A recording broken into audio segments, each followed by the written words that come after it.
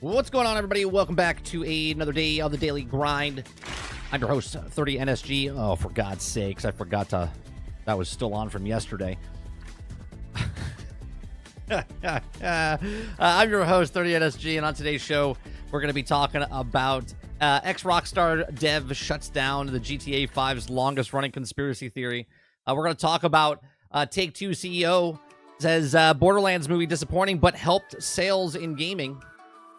We're also going to talk about Take-Two's comments on impact of Borderlands movie. We're going to talk about Diablo 4 players take action out on action RPG and create an ultimate AFK build. It plays itself. We're going to talk about Grand Theft Auto gets impressive sales update. Sold probably like another 20 million copies. And then Death Stranding just launched on Xbox without warning. If you guys like what I do this Monday through Thursday from 10 o'clock in the morning till noon Eastern. We just have conversation, bring up news stories, watch videos, give you my thoughts and opinions on these things for the first time when we read them or watch them. And then other than that, if you like it, hit that like button, hit the subscribe button. If you'd like to go above and beyond that, become a member as little as $5. What's going on, chat? What's going on, Travis? What's going on, Eclipse, Dustin, Wonder Rose, Jason, Kylo, Worlds, Jones, Dolphin, good morning. All right, let me, I forgot to tweet out. Did I tweet out? No, I didn't tweet. I forgot to tweet out. Give me 1 second. I know I forgot to do something this morning. I forgot to tweet out that we're live.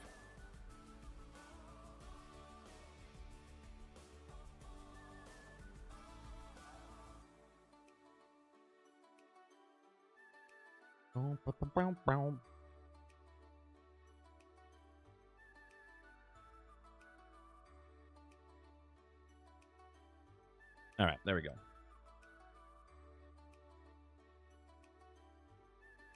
All right. So I saw an article. I think the article we're reading is from Forbes, from Paul Tassi. Paul Tassi had an article the other day talking about the review process or the review of certain games, and then he had an argument with Legendary. Is his name Legendary Gaming? No, Legendary Drops is the one person. Legendary Killer HD, I think, is the guy's channel's name. And then he had a video, and I watched a couple of minutes of it, and I was like, should I go down that rabbit hole of showing what, the media does, but people forget about it? Because he goes in and starts showing article after article after article. So if we have time at the end of the show, maybe I'll jump into that. But other than that, we probably won't jump into that. But it was just funny to me that Paul Tassi said something, and I was just like, that's not true. And then he made a video, I guess 2 days later, arguing the point of Paul Tassi.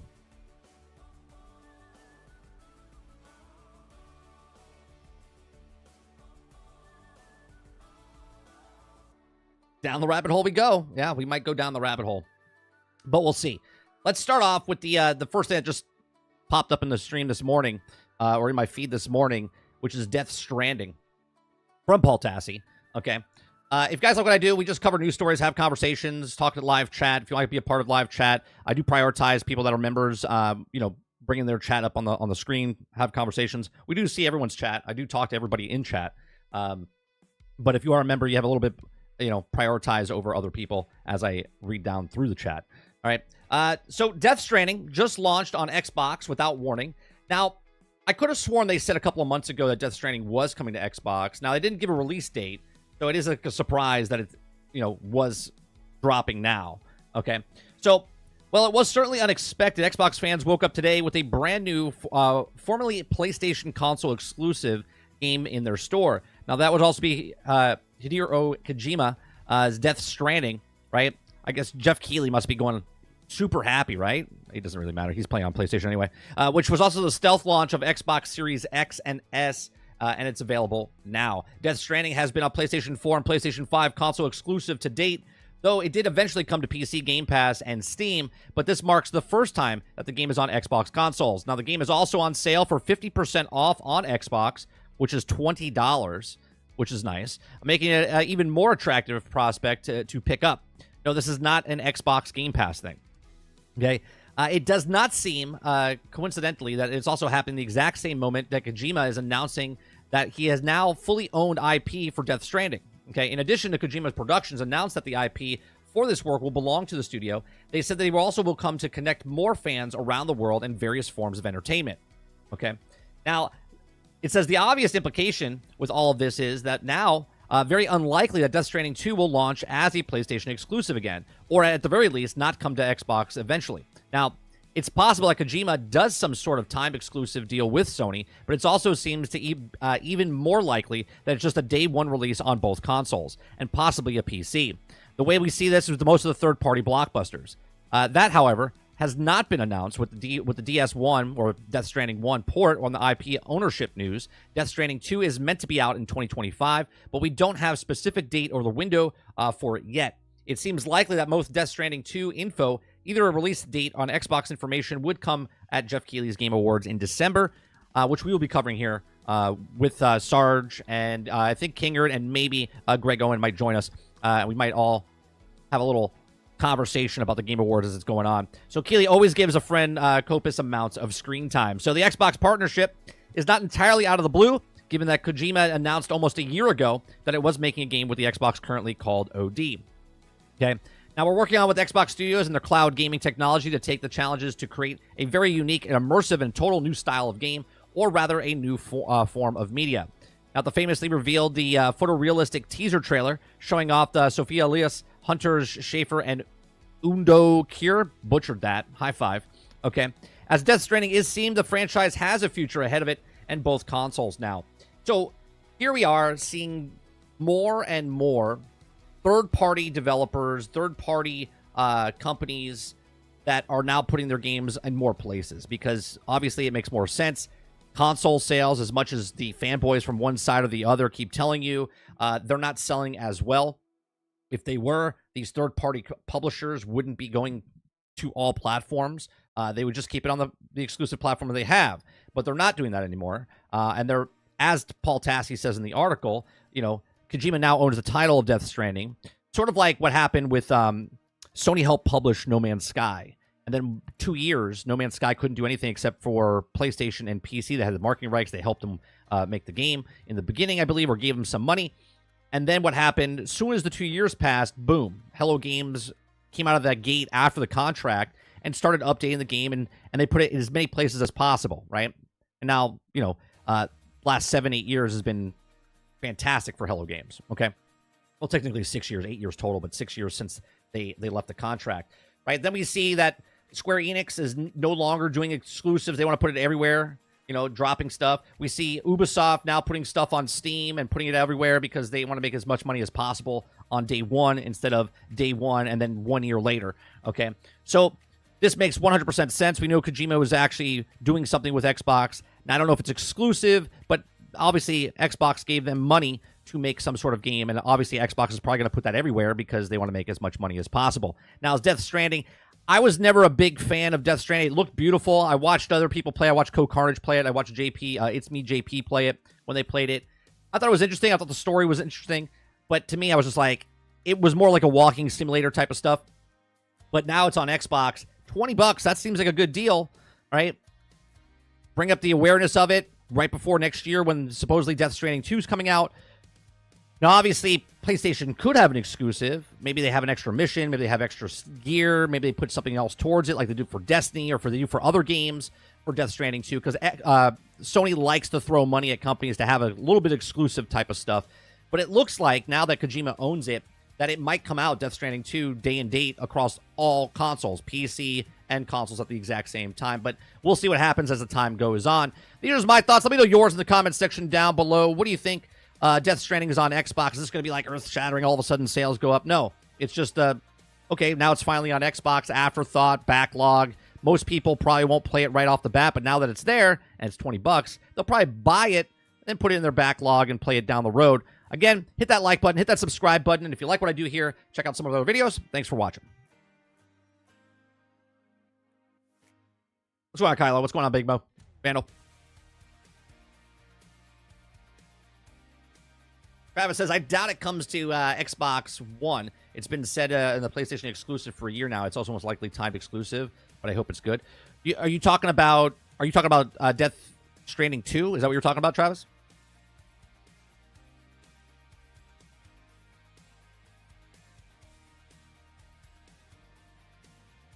Kyle says, so No Man's Sky is adding cross-save and Mass Effect Expedition for a limited time. Oh, nice.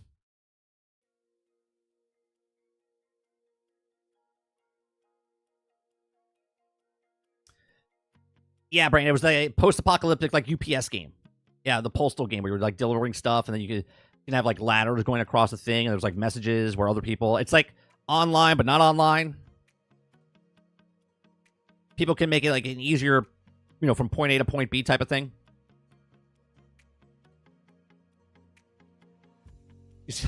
You see the videos of the guys like, that have the packages on their back, and they're, like, all the way up in the air?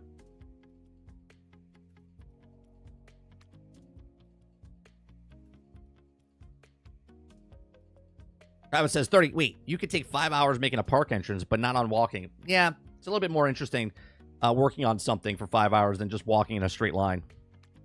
Don't get me wrong. It actually sounds kind of exciting, right? Because you walk around in MMOs all the time, right? But it just didn't appeal to me.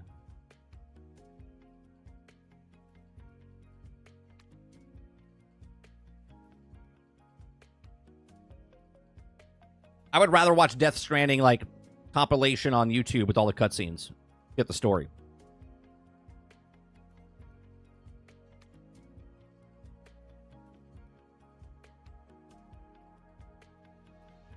Mo says $20. Might have to get just cuz. Right. $20 is a good deal. Why is my music so loud today? You guys don't hear it, but I don't know why that music is so much louder today. Oh, that's why. I was like, what? It's so loud on my side.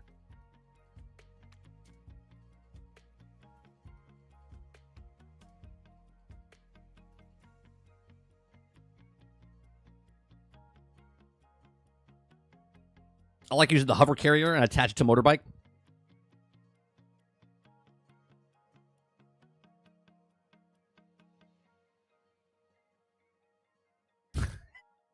Travis says, 30. It's not a straight line. Sometimes you have to make a turn. Super exciting, I know. Every time I watch someone play that game, though, Travis, I'll be honest. Every time I watch someone play the game, and I watch Co Carnage play it a lot, he would just walk and walk and walk and walk and walk. And then there was a cutscene. The cutscenes are beautiful and it's really long. And then he's like, okay, we got to go somewhere. Let's take that mission. And then they have to walk. And I was just like, yeah, I don't know. Now, obviously, maybe it feels better playing it than it does watching someone play it. That could be 1,000%. But it just never sold me.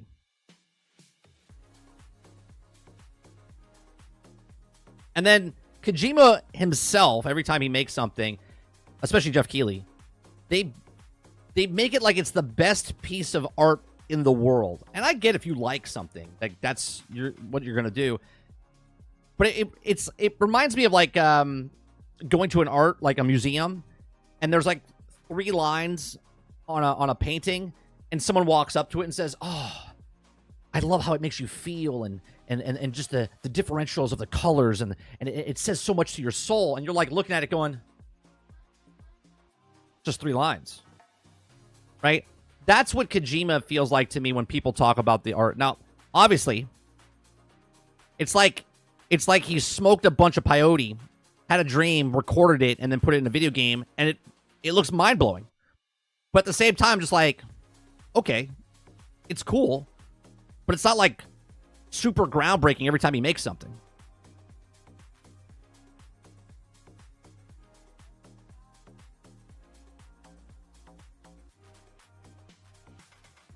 Travis says, I got something for you in Discord. All right, give me a second.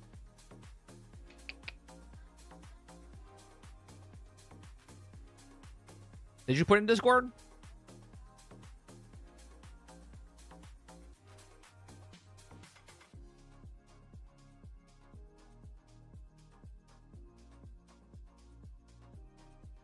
Eclipse says, hell yeah, that's what I love about him. He's my god. Yeah, which is fine. But I just think it's funny when like you look at it and people are like, oh yeah, I love the feelings and all this stuff. And I'm like, cool.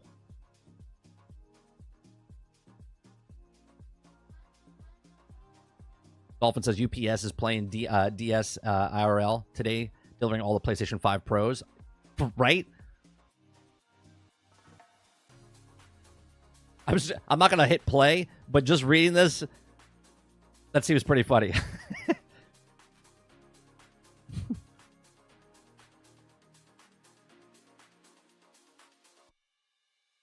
Fruit, tits.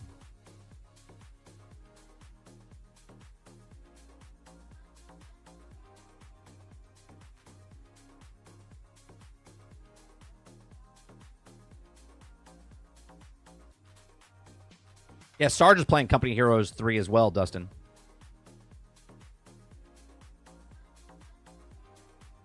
He loves games like that.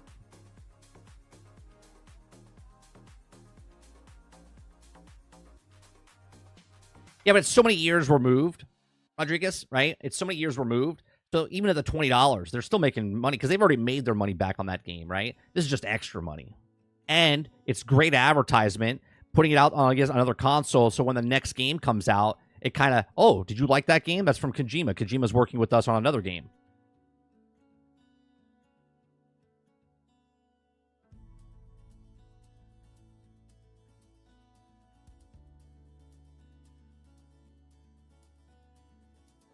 Oh, my son this morning, he came in and goes, so how did you play? How did you like Planet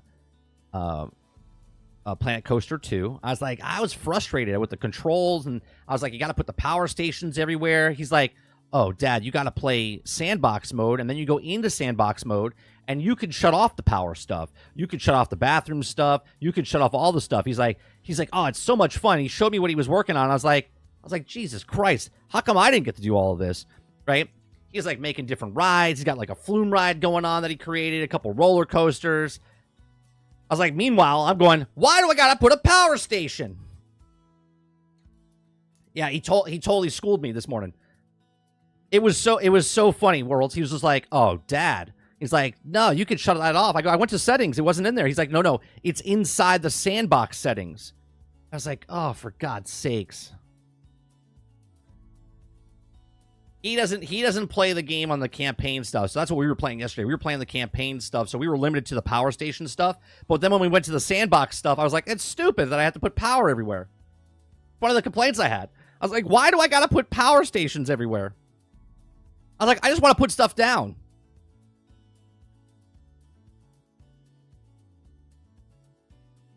Yeah, he showed me where to go in the settings. You have to go to sandbox settings, not settings. We kept going to settings. Worlds is like, forgive me, I'm old, is what I used to reply in situations like this.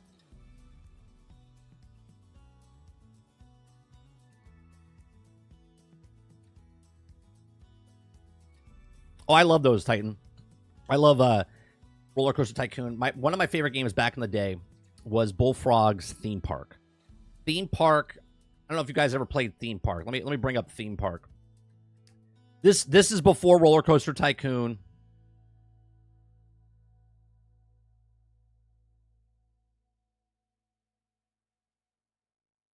This is the original.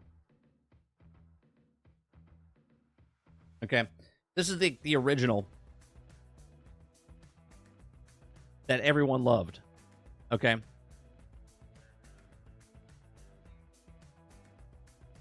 This game, I would stay up till 4 o'clock in the morning and just constantly play this game. I absolutely loved it. Okay, loved it. Then Roller Coaster Tycoon came out, and I was just like, this is next level. Then Roller Coaster Tycoon 2 and 3, right? Like, this is fantastic back in the day. What's going on, Hilly? I loved it. Right, so I like these types of games even way back when.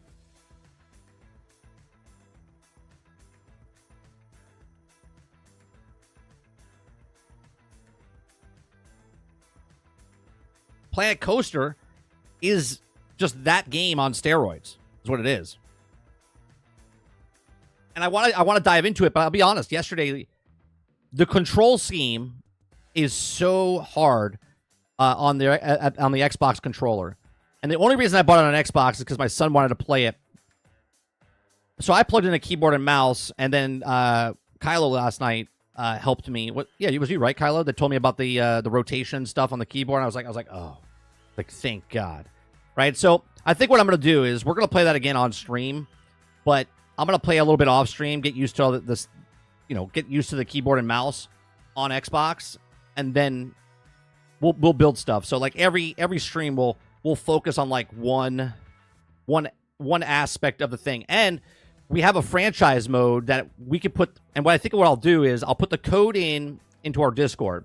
So anyone that's a member of the chat, okay, can go to our Discord, and if you have the game you want to play, you can put that code in, and then you can build in that park as well. And we like work together to build it. I think that's pretty cool.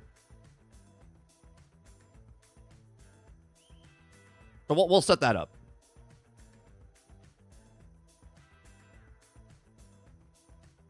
What's going on, Marcus?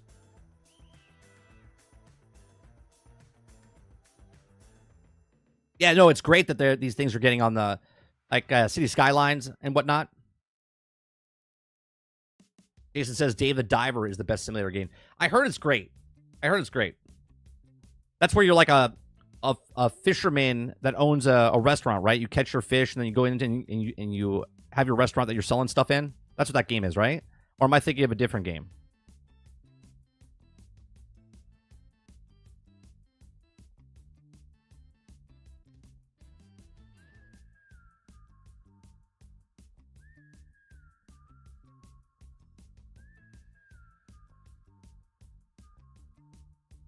So how many of you are Kojima fans and like you're super excited that Death Stranding's now on Xbox? Like, which is kind of weird, right? Because if you are a Kojima fan, then you probably have a PlayStation, you've already played his games. Right? If you're not a fan of Kojima, but you're like, oh, it's another game on Xbox, now you're probably playing it on Xbox.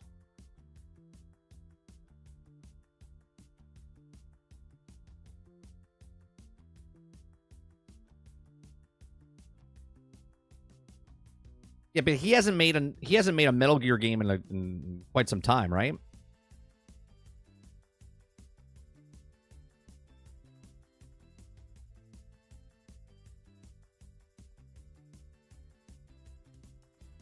Travis says I like Death Stranding. Never played Metal Gear, so I'm more of a Kojima aficionado, not a fan. Dustin says I'm a big fan, and I don't have a PlayStation console. I already put it so many hours on PC side. Well, obviously, if you have it on PC. What I'm saying is, obviously, if you're a fan, like if you're a Final Fantasy fan, you're probably having a PlayStation to play Final Fantasy. You know what I mean? I mean, back in the day, Final Fantasy was on Nintendo. You can be a fan of something, and they took it away, and then they put it on another system.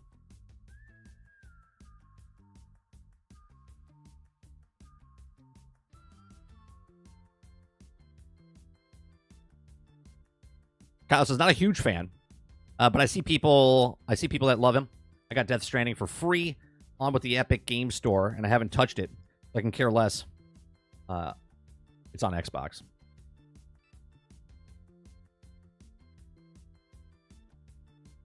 I downloaded it yesterday, Argus. Argus says, I see a guy who created RuneScape as a free-to-play MMORPG on Steam, and now in the early access. I'm probably going to check it out. I played it yesterday for maybe 20 minutes. And then my son wanted to hang out, so I was like, oh, I'll play it later. It was interesting. It's interesting.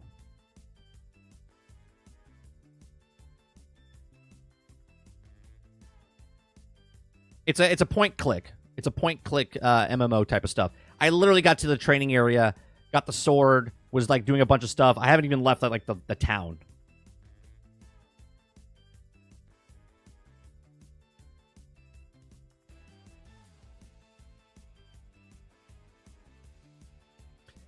Jack says the story of Death Stranding is good. The more cutscenes I gameplay, I give it another shot. Well, that's what I said. I'd just rather go watch it on YouTube for the story. The story, when I was watching Code Carnage play it back in the day, I was like, oh, this seems really good, but I was just bored with the gameplay.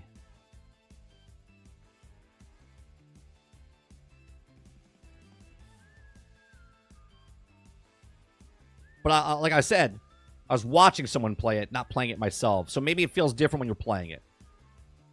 Because there are games you can enjoy someone playing, and then there's other games that look boring as hell, but if you play it yourself, it seems good. Or it is good.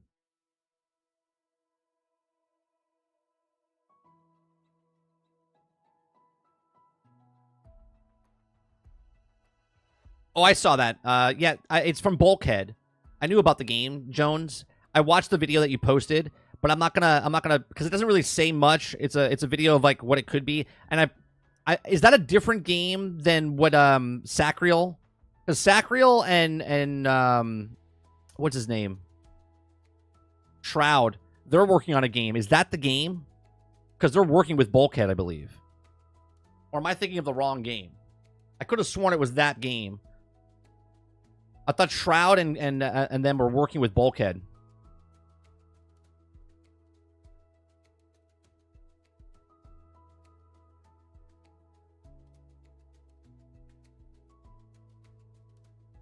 Oh, I did post it. I'm getting old. Yeah, it's okay.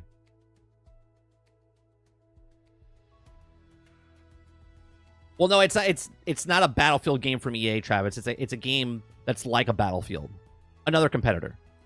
Another game to go into the saturation point of games like this. Ron Slusher says, "What happens to Death Stranding 2?" What do you mean, Ron?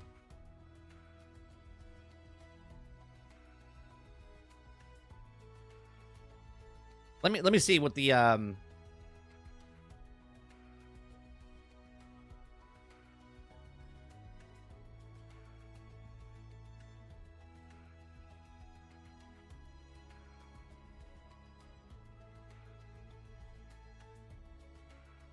Oh, it's Splash Damage, not Bulkhead.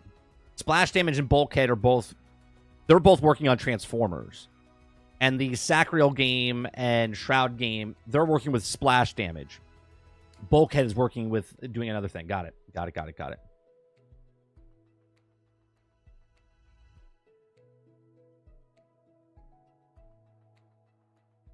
I thought when I was watching the video, I was like, oh, this is the Shrouded game. I was like,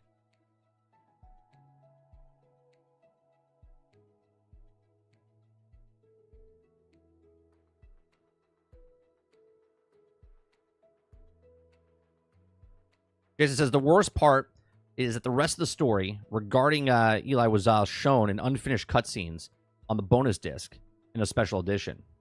See, I didn't know that. You're talking about the Death Stranding stuff?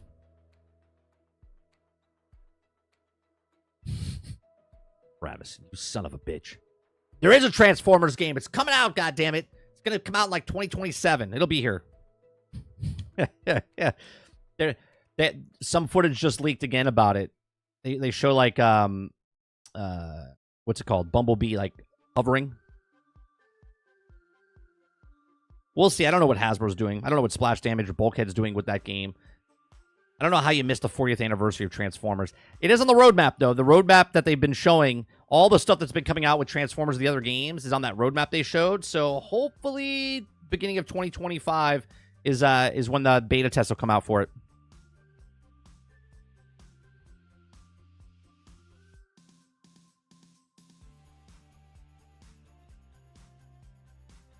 And Wonder Woman is real. I mean, there is a game being worked on for Wonder Woman. That will come out. I don't know if it'll be good, but it's definitely coming out.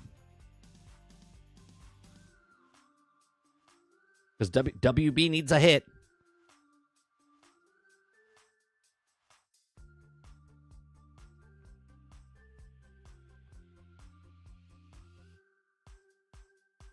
Oh, RuneScape's on the phone? I played RuneScape for like 3 years when it first came out.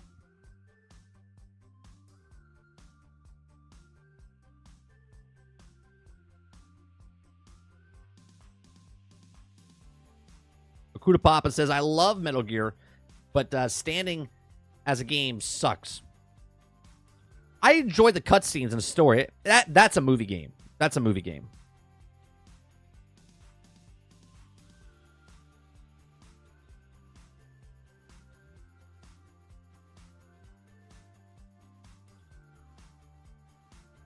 What's been restarted 4 times, Travis? The Wonder Woman game? Or are you talking about Transformers?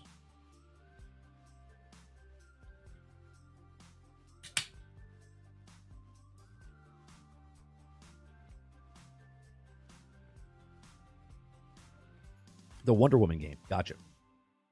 I don't think it's been resetted 4 times. Is that true? I don't think that's true.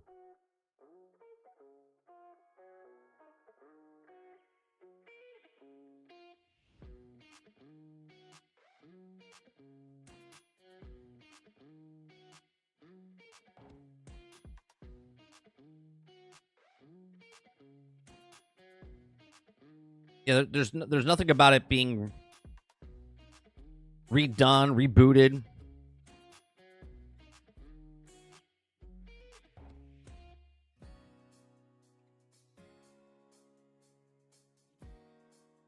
The development Monolith Productions is developing a third-person open-world action-adventure game featuring the DC superhero. The game is revealed in 2021 Game Awards, but there's no release date or tentative release window. So obviously, when they announce a game like that and say nothing about it, that's a an advertisement to the studio. Hey, we're working on this, so people in the industry can apply for the job and get it. That was 2021. So we're 3 years in, right? So they probably started about 6 months prior to when they announced it. They announced it, so we're about 3.5 years into the production. So they'll probably show it this Game Awards to advertisement, and then it'll probably come in late 2025, early 2026. That's just my thought. Yeah, Thomas, we just talked about it. We literally just talked about it.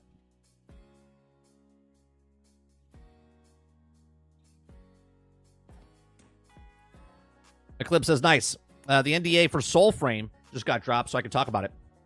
I won't, but I could talk about it. Well, thanks for flirting with us. Thanks for flirting. Oh, you're good, Thomas.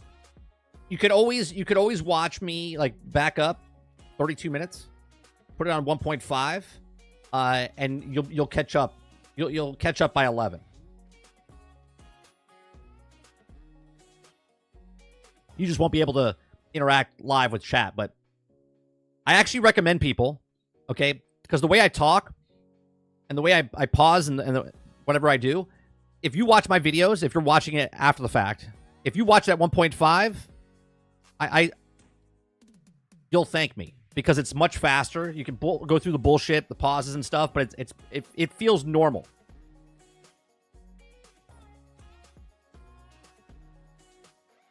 Travis says the Nemesis system being trademarked makes sense, but oh my god, it hurts. It hurt gaming.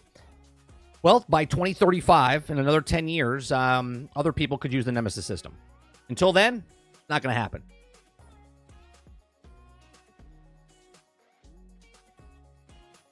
What's going on, Ford? All right, let's go to the second story.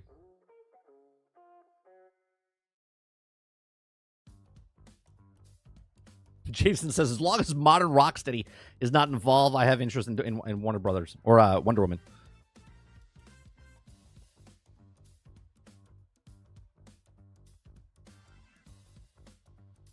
Oh, I agree. I went to Twitch the other day, and I wanted to watch what he just did, and I couldn't pause to go back what he just did. I was like, I'll just wait till it comes on YouTube, and I'll watch it later.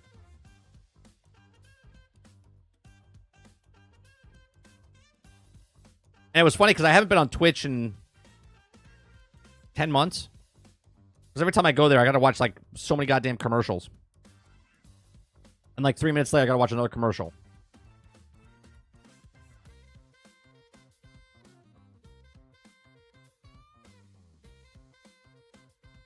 Well, they kind of used it, Argus. Didn't they use the combo system in Dragon Age the Veilguard a little bit with your companions? Don't they do like a combo system type of thing?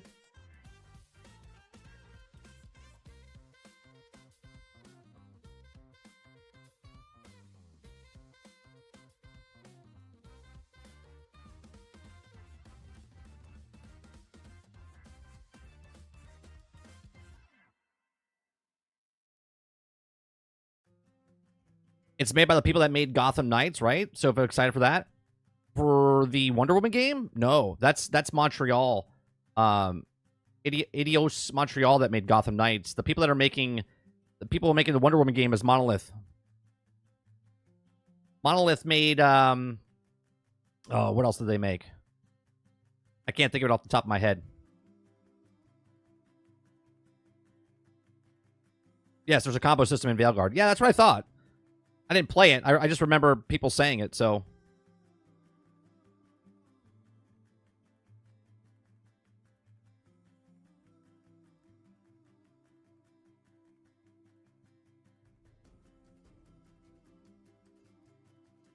Did Monolith, they made the Mordor games? That's what they made. That's right. The Lord of the Rings games. That's right. That's right.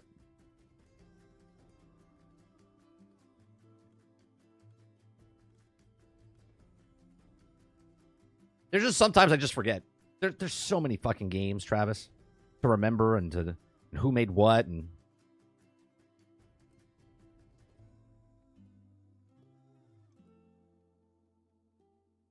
Yes, they made Gotham City Imposters.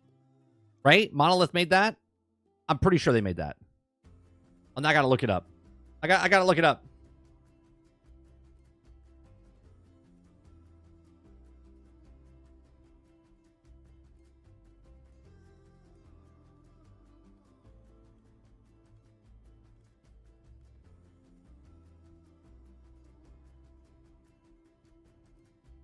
Shadows of Mordor.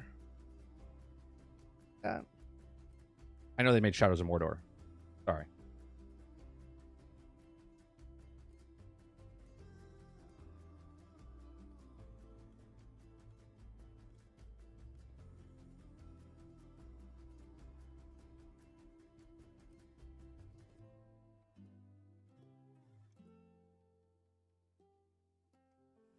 I mean, Middle Earth, Guardians of Middle Earth, Fear 2, Codename 2, Fear, Matrix Online, Contract Jack, Tron. No, they didn't make Gotham. They didn't make Gotham. Nope. Oh, yeah, they did. Gotham City Imposters, 2012. You are correct. You are correct.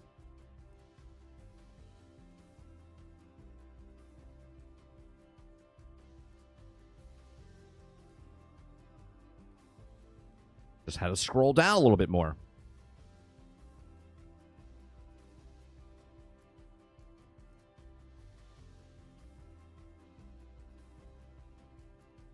Argus says Jeff Keighley seemed to put on a tweet that it's earnings call that Rockstar reiterated that GTA is coming out fall of 2025. Yeah, we're going to talk about that. They have impressive sales numbers, and also we have a little bit of a long-running conspiracy theory for GTA, which we'll bring up now.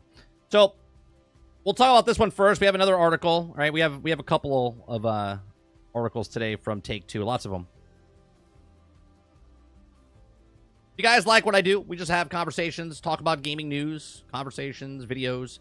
If you like it, hit that like button, hit that subscribe button. If you'd like to go above and beyond that, become a member as little as $5. Okay.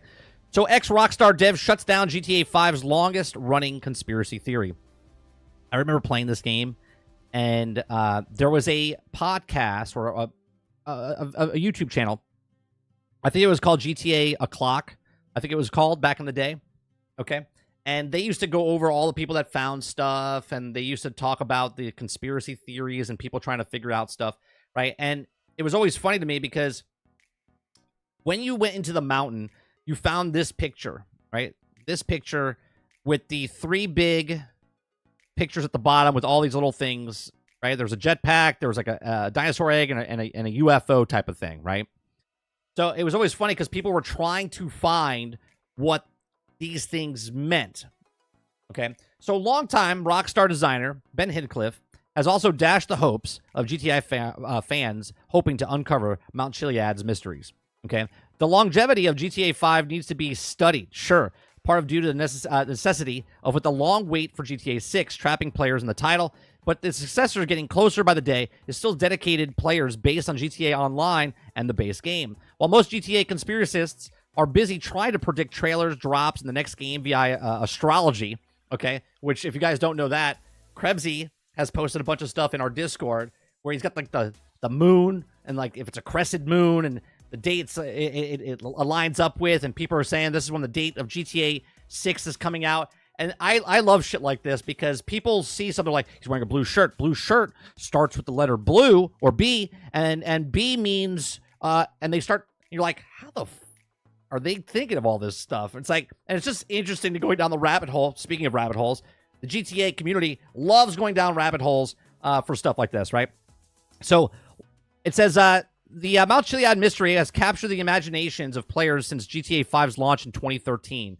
11 years later, there's still an active subreddit of over 40,000 users attempting to solve it. Just think about that for a second.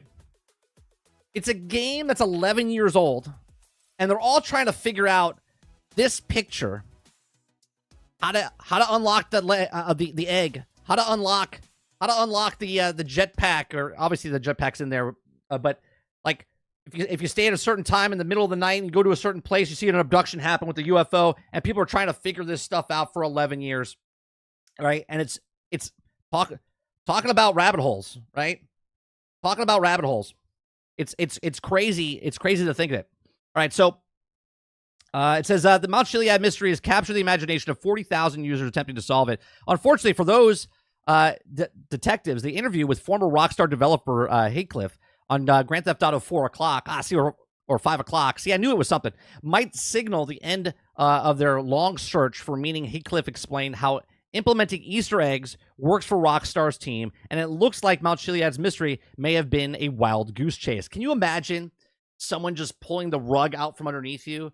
11 years, you've been trying to think of, they put something in the game, we can figure it out. There's like a submarine with noises going on underneath the water. There's a UFO. There's like ghosts. There's like Bigfoot sightings and stuff in this game. They did little Easter eggs all over the place, okay? For some context, the Mount Chiliad mystery relies on cryptic map found in the landmark in GTA 5. Strange, otherworldly symbols have been associated with aliens, okay, and even parallel dimensions, okay, trying to make sense of them. When questioned about the conundrum, Ben said, qualified that it was also, while he didn't work on this particular Easter egg, there have been some reaching on the part of fans. Obviously, there's always a desire to put things in that really complex Easter egg hunts and trails that also really dedicated players will follow, he said. He says, quote, as with all Easter eggs, he interjected, sometimes you just put them in and to mess with people, okay? They don't actually do anything. You just mess around with people just to drive them to a little bit crazy, according to Heathcliff. And also Mount Chiliad mystery is one such example. Okay, a bit of that is a gut punch for those investigating the various phenomenon, okay, and have been tied to GTA 5's Mount Chiliad. Players have wondered what maintaining mysteries of GTA 6 will put in, right? So imagine, and now here's the Grand Theft Auto fan base, okay? The Grand Theft Auto fan base is 100%, okay? They're 100% people that are going to go down the rabbit hole. Oh, where I land, I do not know. Here I fall down the rabbit's hole. Okay, and when they fall down this rabbit hole, now they're going to talk about it like, well, he's just saying that to give us off the tracks. He doesn't actually know. He's just trying to stop us from getting it, right? That's how these people think, because again, they go down this rabbit hole for the Grand Theft Auto 6, like, well, he's standing in front of the car. The way his arm is bent, it means something. The date that it's coming out, look at the license plate, look at the glasses, look at the eyes, look at the background, look at the moon, look at the stuff. They love it. And I love that they love it. I love that the community like this is around stuff and going, trying to figure stuff out, because that to themselves is part of the game. Okay. But I find it really, really bad for a guy to, I don't think he should have ever said this, right? I don't think he ever should have said this, because 11 years down the road, now you've just gut punched someone and said, well, no, there's nothing really there, even though he didn't work on it, right? So if he didn't work on that particular Easter egg, does he know the actual thing? Right? Think about the way that people think. They're like, well, he didn't actually work on it, so maybe there is something there, and he's just trying to get us off the tracks. We're going to figure it out. I just think it's funny that he came out 11 years later and said it. Now, speaking of 11 years, we're going to talk about the sales number of this, okay? The sales number of this is absolutely insane, okay? Because the Grand Theft Auto 5 gets an impressive sales update. This thing is constantly selling. There's games that come out that are just trying to sell 1 million, 2 million copies. Like right now, Star Wars Outlaws is struggling to try to get to 2 million copies sold, right? Veilguard, we don't know what the sales numbers are, but they would love to make 2, 3, 4 million copies in sales, and that would be a success for them. So Grand Theft Auto 5 gets an impressive sales update. Okay, Grand Theft Auto 5 has reached a new sales milestone, hitting 205 million copies sold since the game first released in 2011. I'm sorry, 11 years ago. Okay, the incredible milestone was shared directly by Take-Two Interactive, the parent company of GTA 5 developer Rockstar Games. Okay, GTA 5's success over the years has been dizzying, and the comparison of average video games sold, GTA 5's solid gameplay, potential of chaos, praised stories shared, and 3 protagonists has snared gamers all over the world. Okay. Many of them still play GTA Online to this day, and it seems like GTA 5 continues to do as well as its even parent company is surprised. In recent earnings call with investors, Take-Two Interactive shared a number of new details regarding the company's success and the future direction of GTA 5 was the biggest headliner from its detailing of the second quarter. Take-Two announced that GTA 5 has sold 205 million copies, and it's actually performed better during the third quarter than the company had expected. Now, the GTA 5 Online also continues to perform well, and the company says that GTA Plus memberships are on a rise, seeing a 33% increase in memberships compared to the same time last year.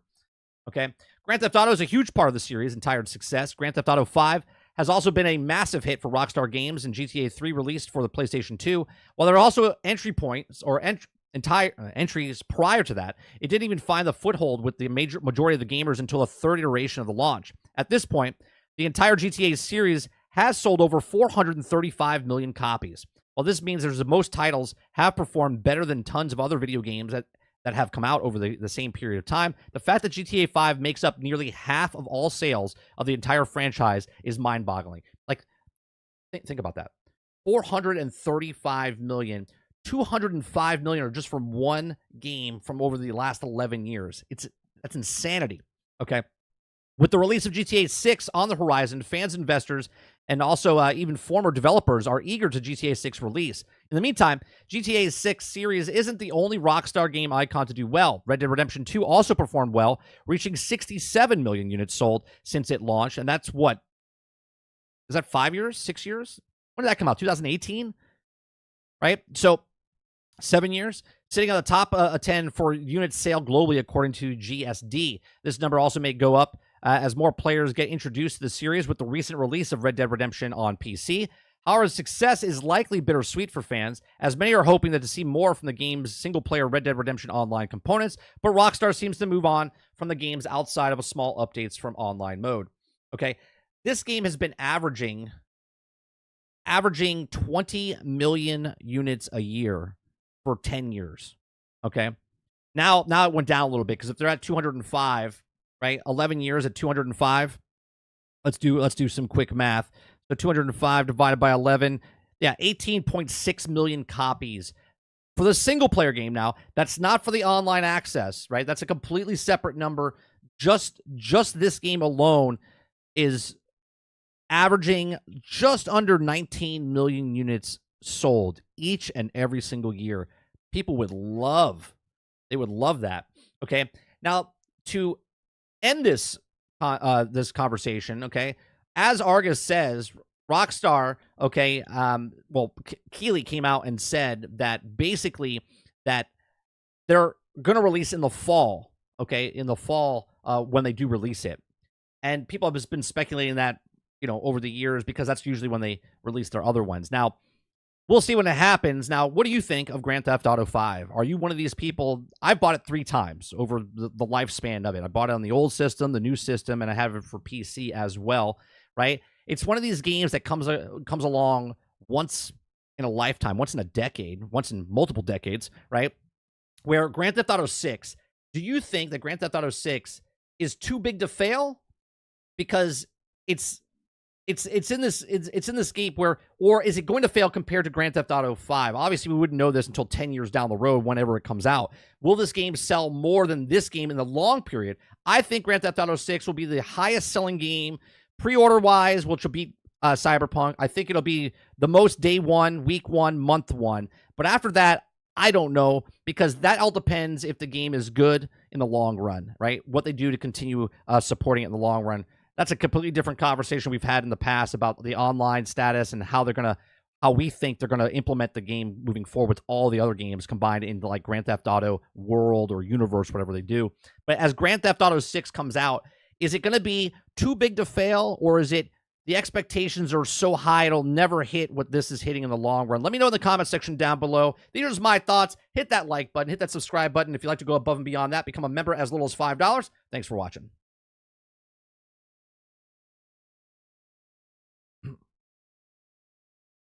Most says I never bought a GTA. I never bought GTA 5. It's okay. Most people made up for you. No, think about that. 205 million. Basically, it's not a one-to-one thing. but there's only 200 million people basically buying console games. Think about this for a second, okay? There's enough people that have bought the game where you can hand out one to every single person that owns a Nintendo, a PlayStation, or an Xbox. Now, obviously, PC's in there, but just to think that the amount of people that you can one-to-one take the 205, that's pretty much everyone that's in the console market. That's insane. Insane.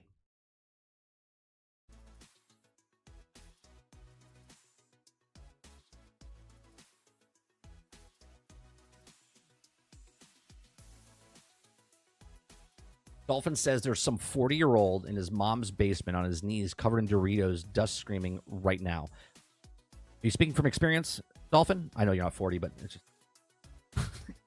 ah! Meatloaf. Come on, Winzo. Windows says, I think a lot of the sales are because of the NeoPix role-playing mod. Has also boosted the game like crazy. Now, the people wanting to play the normal gameplay on the game... No, but the single player is what it is, because they sell the online separately, right? So you can download just the online stuff. The 205 million copies... Now, I don't think you're wrong, though, Winzo. I think a lot of that stuff in the past could be because of the role-playing itself, but you could just get the online. But think about that. Even if it is just because of the role-playing, which they now bought, right? They bought them out, and that role-play stuff's going to be in Grand Theft Auto 6 as well.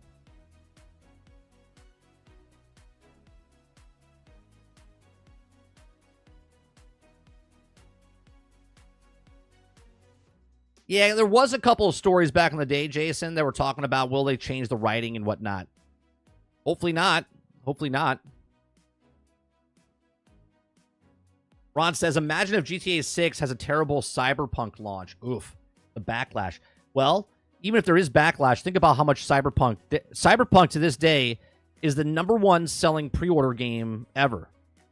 Right? They had 8 million units sold before day one. And then they sold an additional 5 million after they knew it was broke.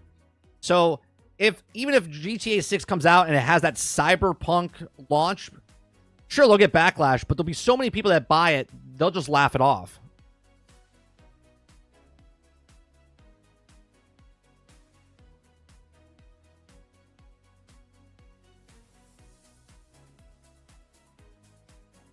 Kyle says, hopefully Rockstar takes the South Park route and just doesn't give a shit. They're untouchable.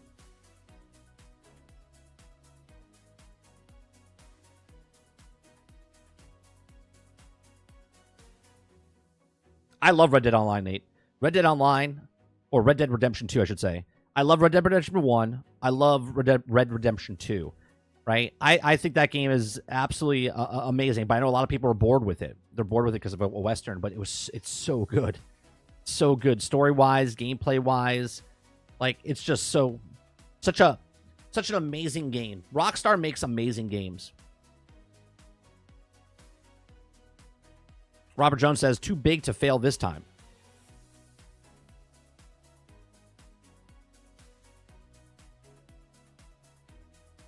Candy Crush makes more yearly revenue than GTA 5. Let that sink in. Is that true, Ron? Because online, they Shark Cards, they make a shit ton of money.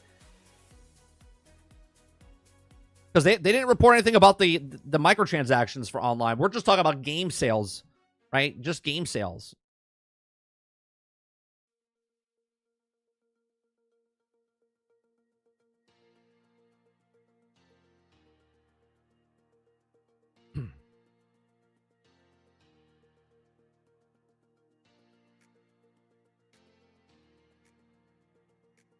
Kyle says, Rockstar, I think, would delay it over that happening. Perhaps, but maybe they just don't care. Maybe they're like, you know what? We are untouchable. Right? When you're that big and you think you're untouchable, it takes a lot to knock you down, but at the same time, you're like, oh, they don't like what we're doing. But they're laughing at the bank. Maybe they don't sell 205 million. Maybe the game comes out and only sells 105 lifetime. That would be a failure comparing it to Grand Theft Auto 5, but still not a failure in any way, shape, or form. Right?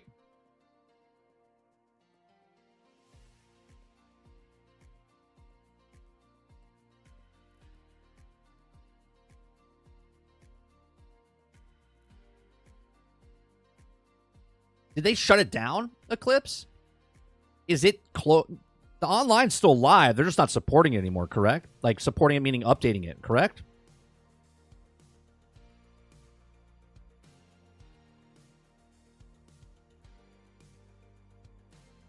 Did you find the vampire in Red Dead Redemption 2?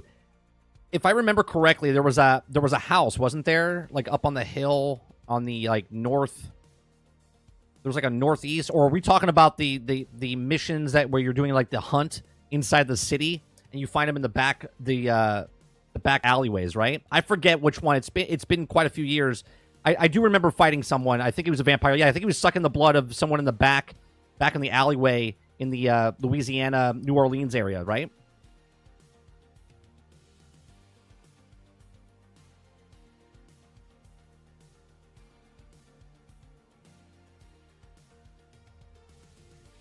GTA 5 originally released on the PlayStation 3 at 360, and the performance was not great.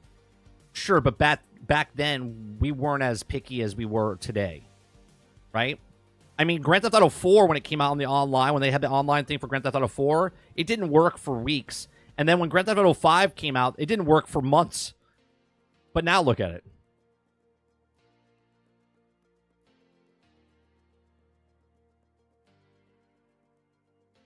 Travis says, question. Here's a question. Do you think it's possible that Mafia and GTA release near each other? So no matter what, you're playing a gangster story. Maybe. I think a lot of things won't want to release around Grand Theft Auto, whatever game that is. Whatever game it is, Travis, they will not want to release around Grand Theft Auto. They will move mountains to get away from that thing.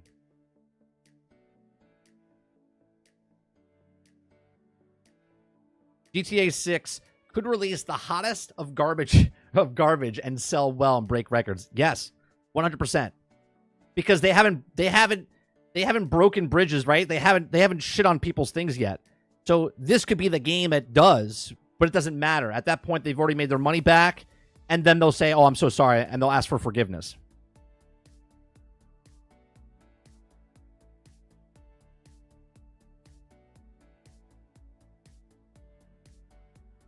Kudapapa says, 30, if it has the modern woke elements, then less sales over time. Sure, but I think the initial reaction is people will buy it, and they'll be successful regardless. Because at the end of the day, regardless for us at Kudapapa, if it affects the people, and they don't want to, there'll be so many people that buy it, it wouldn't matter at that point because they'll be successful anyway.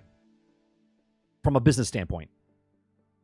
The optics will be bad for them, but in the short term, they're successful. Again, if it doesn't sell 205 million copies 10 years later, but it sells 100 million less, it's still a fucking success.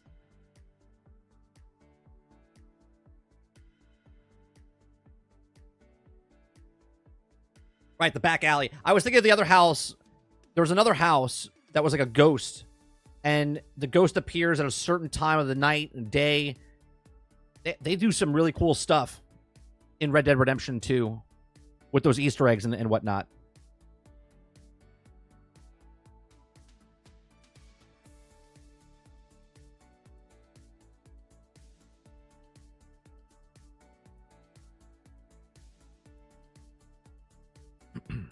GTA 6 ain't gonna get delayed.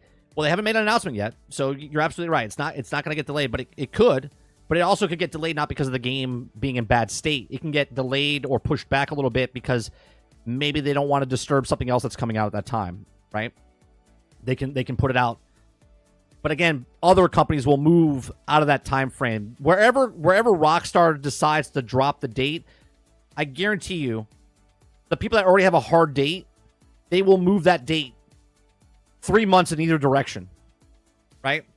Let's say someone has it July 1st, someone has a game coming out. They have an initial big AAA game, has a thing on July 1st. And let's just say Rockstar comes out and says, yeah, we're coming out July 1st. That game's going, yeah, we're coming out before Grand Theft Auto. Because if we come out after Grand Theft Auto, we're not going to make enough sales because people will be blocked into that game, right? So they're going to push that shit weeks in front. Okay, a month and a half to 2 months before because they don't want to be anywhere near Grand Theft Auto 6 when it comes out. Grand Theft Auto 6 is a giant tsunami coming towards the game industry where it comes to selling video games. Everyone else is like, yeah, we don't want any part of this.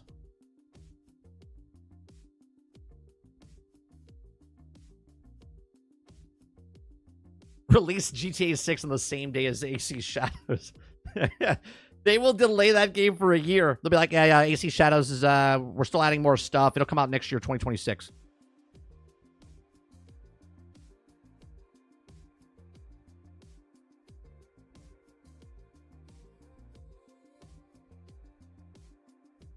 Kyle says the whole industry is waiting on Rockstar to announce the release date so everyone else can push back or forward. Yeah, that's exactly right. I'm not being facetious, Kylo. I'm being dead serious. Let's just say if Call of Duty and Grand Theft Auto 6 released at the same time, who's moving? Who's moving? Do you think Rockstar's going to move, or do you think Call of Duty's going to move, or do you think they're going to be so? Do you think they're going to be so stubborn nobody moves? I guarantee you, Call of Duty moves. And I say Call of Duty because Call of Duty is the largest game being sold other than Rockstar every year, right?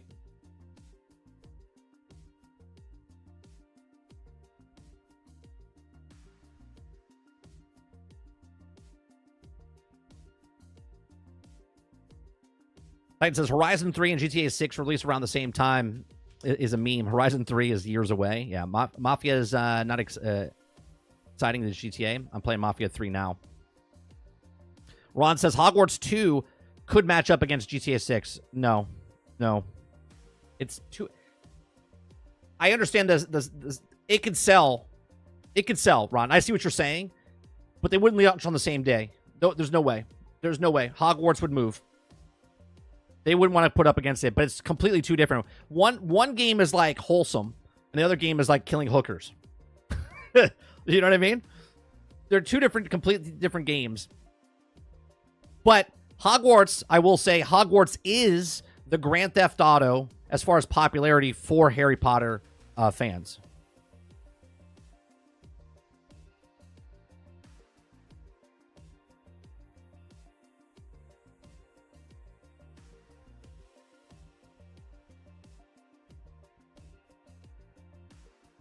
Titan says COD moved before Red Dead when Red Dead Redemption 2 got launched. Yeah. And they didn't even know. They're like, oh man, Red Dead sold well. Red Dead 2? Yeah, let's move.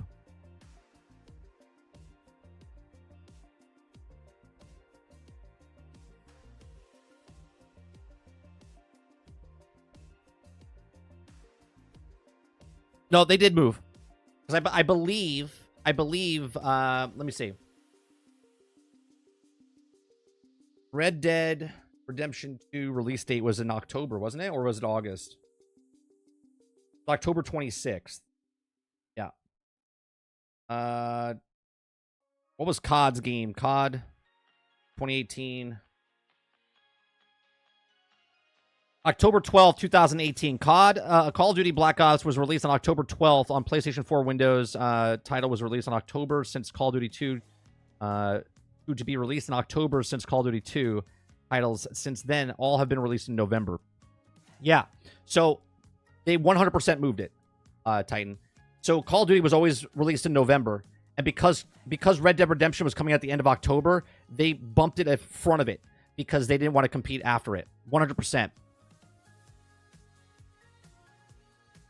But here's Mo, because he's a blind Xbox lover, and because Xbox owns Call of Duty, he's like, nah, COD's never gonna move.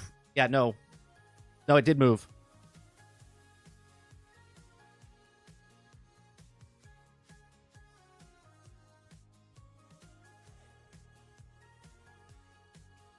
And you want to put it before. You want to put it before. You don't want to put it after, because if it's a great game, people are playing it for weeks and months. You're gonna get overshadowed.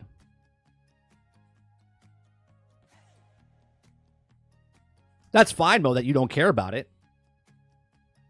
But you can't deny that it's a juggernaut of a video game. No game can hold a candle to what Rockstar is doing with Grand Theft Auto series. Not one game.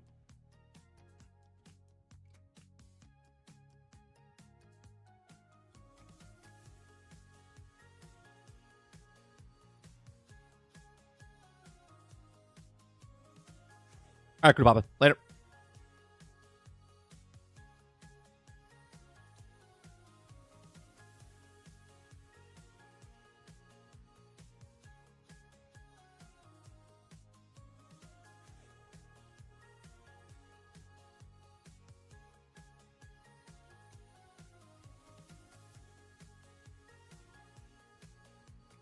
Yeah, but was there another game coming out?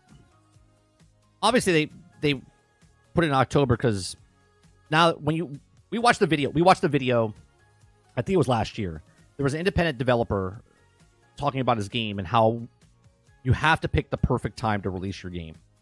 You have to, especially as an independent developer. I think it would even be more strenuous as a AAA game, right? Because regardless if it's the RPG, if it's a simulator, if it's a MMO, you have to look at the landscape of what games are coming out, okay?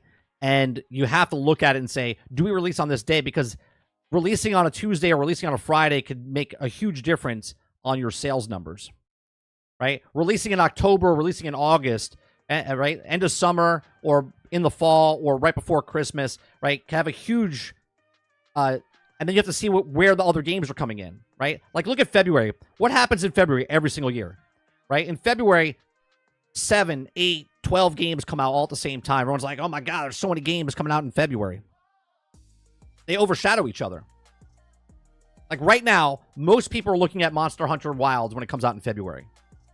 That's the game people are playing, right? So if you're another AAA game coming out in February, you're like, well, where do we go?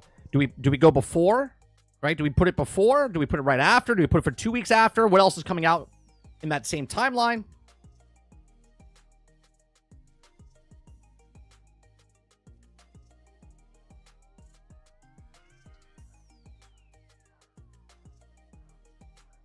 Devs releasing in February just after the holiday break. Well, they just get back. They're all back in the audio about mid-January. Get settled, and then they start putting stuff out. Yeah, supposedly Avowed's in February, right? You got AC Shadows in February. What games are also coming out here? February of 2025.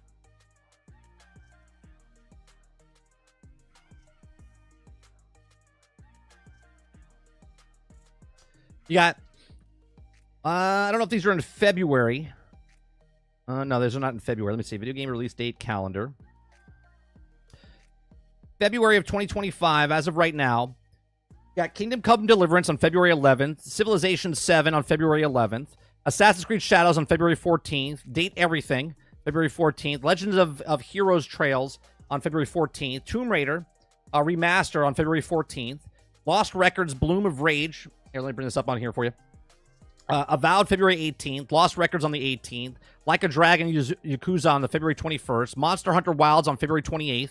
Right? So all these games right here, they're okay because they're ahead. This is going to be the juggernaut in February. Right? Monster Hunter is going to be the juggernaut, and that's the last day of February. Okay?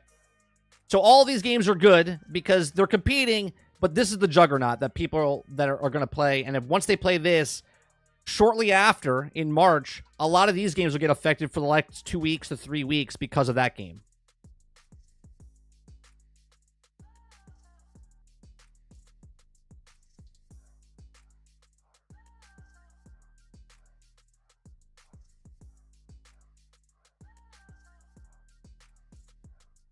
Nate says, I'm not playing Shadows in February. Why not?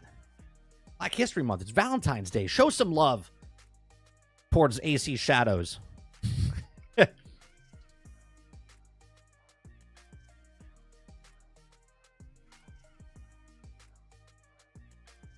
AC Shadows is going to move, by the way.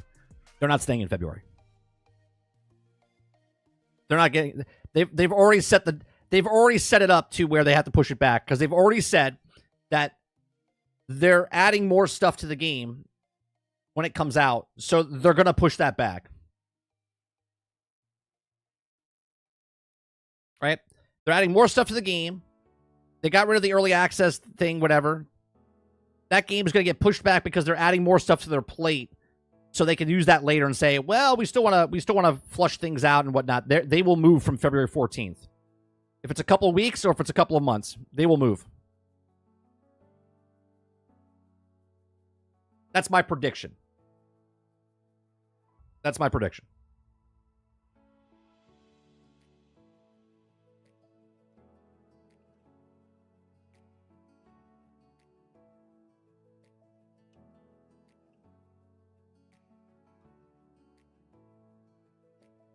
All right, so those stories are done.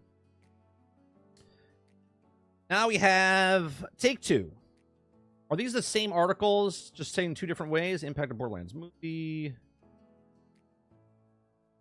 Take-Two CEO says...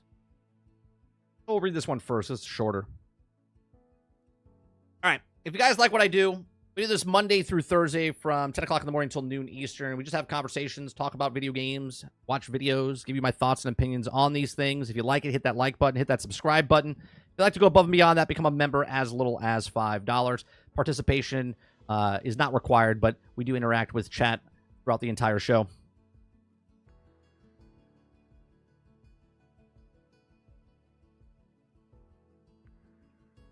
Oh, you're not. You're playing Shadows in February. No, you won't, because Shadows won't be in February. I'm telling you right now. It's moving out of February.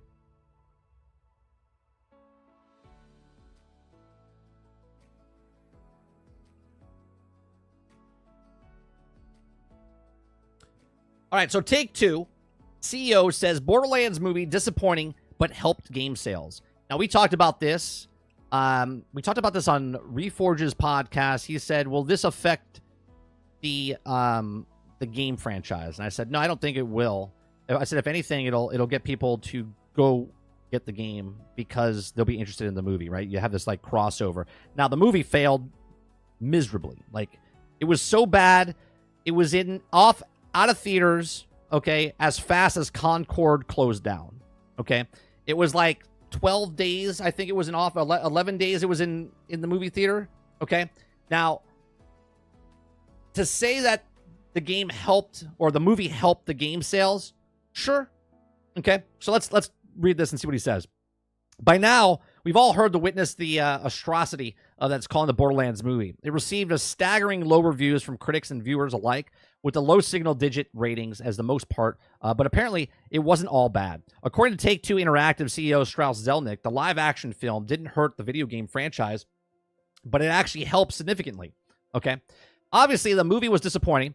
That said, it's actually sold more catalog, so I don't think it hurt it at all. If anything, I think may have helped a little bit. It does highlight something that I've spoken about many times with the difficulty of bringing an intellectual property to another medium. Now, both me and Sarge started playing Borderlands 2 because we saw the movie. We're like, you know what? God, that movie was so bad. I want to scrape that taste out of my mouth, and I want to go play Borderlands to remember something good. A lot of people went to go buy it. A lot of people bought it, and it was also on sale at that time. You could get the whole thing for like $10 for Borderlands 3. And I've always said that this is like a big marketing push and advertisement where if you do it correctly, right? Hence why I said Fallout 76, when we were talking about the show of Fallout, and I said it should be week to week because that would help sales in the longer run. It did help sales for Fallout 76, but it would have helped Fallout 76 longer if they went week by week, because people would have saw the show, then they would have played the game. More people would have saw the show, they would have played the game, instead of the one lump sum of drop, and people were like, oh, I'm so excited, and then they all went to go buy the game. Longevity of the series would have made it and helped out the thing if they dragged it out. Okay, so it says now that the catalog, Zelnick refers to the collection of video games within the franchise, such as Borderlands 2, Tales from the Borderlands, the pre-sequel. Initially, the hype surrounding the film and people actually viewing it in theaters caused a significant rise in video game sales. Now, people saw the movie, wanted more, in genuine article, and then went to play the video game instead of rewatching the bombed film a second time. Now, understand what he's saying, okay? This is one of the worst movies ever made in the history of film. They lost so much money on the movie, but yet it was just like a big advertisement where they made the money off of that movie based back in the video game, okay? Now, think about that, okay? So even if the movie lost and bombed, okay, and I tell you all the time about movies, okay, if a company comes out with 10 movies, 7 will fail, 2 will break even, and 1 will make up for all the other stuff that's going across. So Zelnick's kind of looking at this as, yeah, it's just a big advertisement. It was just one big advertisement, like a commercial, 2-hour, 1 hour and a half commercial for Borderlands. And now people went to go buy. They're like, this movie sucked. I hear the game is great. And they went to go buy it, okay? It says, if you saw the film, you're one of the many who decided that the video games were more your style. Welcome. You also should start to be playing Borderlands 2, universally considered one of the best titles in the franchise. I didn't mind the gameplay in Borderlands 3, but writing of the dialogue left me cringe more frequently than I also typically like. He says, did you see the Borderlands movie? And let us know your thoughts on the live action film in the comments below. All right. They showed that movie pirated on YouTube. Now think about this for a second. You can still go watch the movie right now on YouTube. Okay. Millions of people went to go watch the movie on YouTube for free because it was uploaded illegally. Okay. But at the same time, if you now listen to Strauss Zelnick say, well, it didn't really hurt us. It actually helped us because we sold more video games. And that would be the reason they didn't pull it so fast off the thing, because they noticed that, well, people were watching it and there's like millions of people that watched it on YouTube. Okay.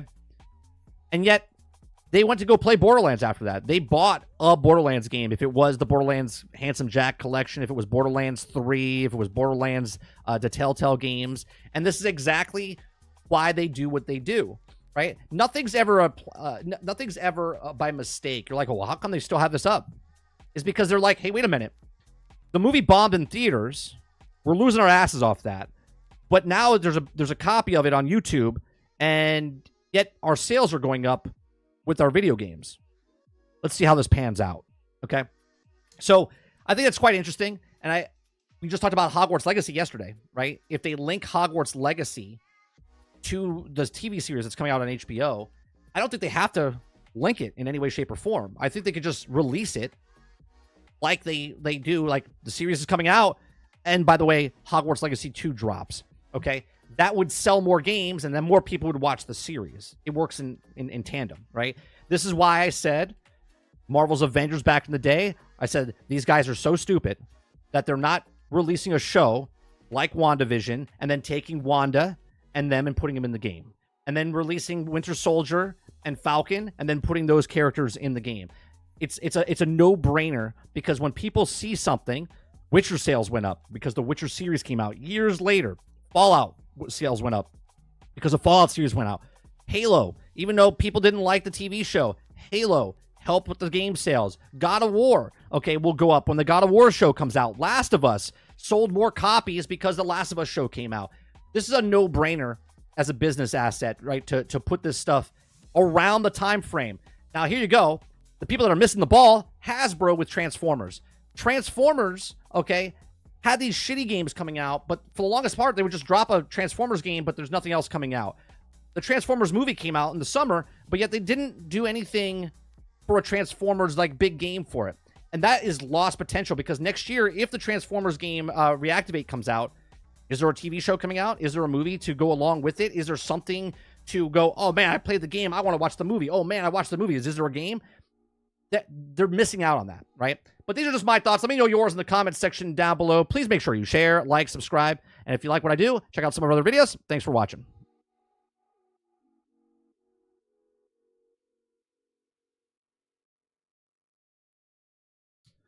All right, let me see what you guys are saying here.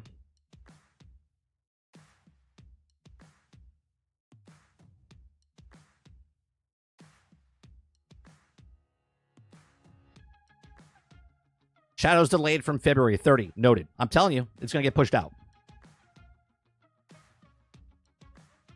I'm actually looking forward to the next Monster Hunter, since I never played one, and it looks more accessible than it did for Worlds. Worlds was very good, but the problem that I always had with Monster Hunter, and I think it'll happen with this as well, Winzo, is that once I stopped and I left Monster Hunter World and go play a different game, when I came back to Monster Hunter, I was like, what was I doing? Like, it was very hard to get back into and remember what I was doing. It was easier to start a new character. When I played Dauntless, which is a lighter Monster Hunter, I played Dauntless, leveled up all my stuff, and then when I stopped playing, I came back and I was like, oh, what am I doing? Oh, this is what I was doing. It's so much easier to get into Dauntless than it was Monster Hunter. But Monster Hunter is a much better game than Dauntless. Okay? Monster Hunter Wilds, what I played, I thought it was great. I had a lot of fun playing the game. I love the little details. I love the way the monsters all interacted with you. It's going to be a huge game. It's going to be very good. As long as it comes out not broke, buggy, and unfinished.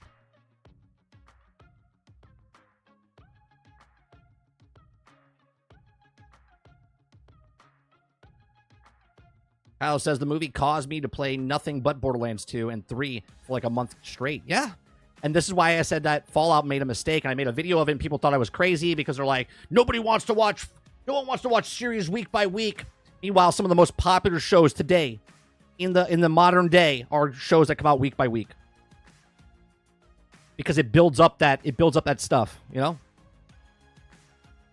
If I was a company, Kylo, what I would 100% do, like for instance, Gears of War. I wouldn't drop the next Gears of War D-Day, whatever, right? That's what it's called, D-Day, until the Gears of War show comes out. Okay, I would sit on Gears of War D-Day until the show is ready to go, and vice versa. If they already filmed the show, I wouldn't release that show. I would sit on it. Yeah, you have money. The money's sitting there. It's like an investment. You let it sit on the shelf until the game comes out. And when the game comes out, not only do you drop the game, but then you also drop the film, television show, whatever it is, at the exact same time. Because if one is good, the other one will succeed. If they're both good, you're going to be to the moon.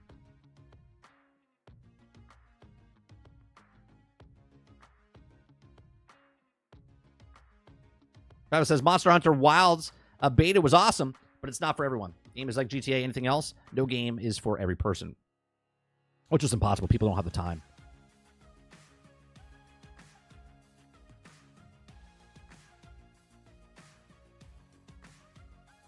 Yeah, you know what? Let me see, Robert, if it's still there. Let me see if it's still on.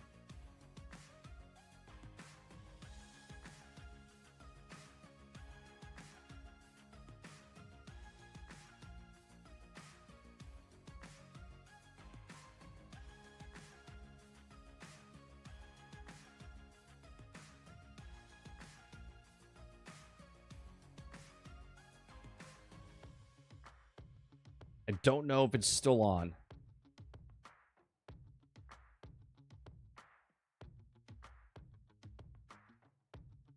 It doesn't seem like it's on there anymore.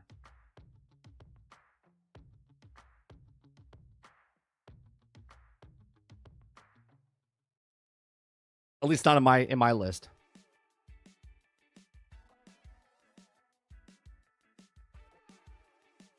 I think Mass Effect should be a TV show, Travis, and not a movie. Make it a TV show. Make it like Star Trek or something. You know what I'm saying? Like make it a episodic 45 to an hour.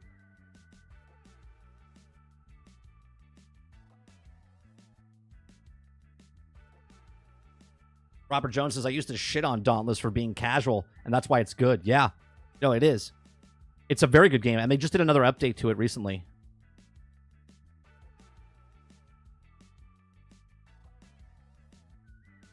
E-Day, not D-Day. Thank you.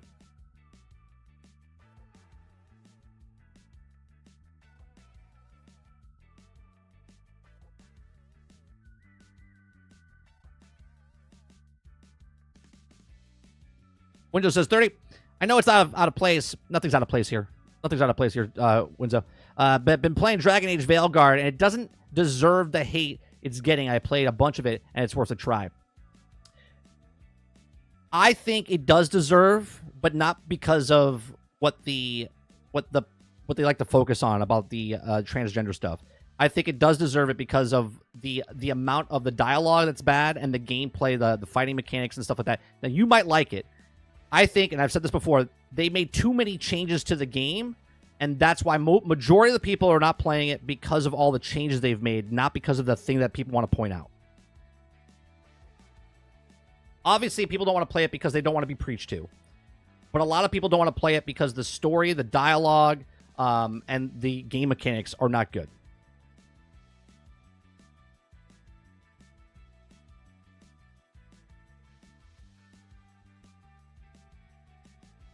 Eclipse says, Mass Effect needs to be a show every time you play it and reminds me of Star Trek. Yeah, 100%. That's why I said Mass Effect needs to be a television show like a Star Trek. Week by week, you follow Shepard and you go on a story with him and whatnot. 100%. Add me in Discord about No Man's Sky. That was in the game before, wasn't it? They just put it back in because of today is, November 7th. Yeah. They've had it in the game before.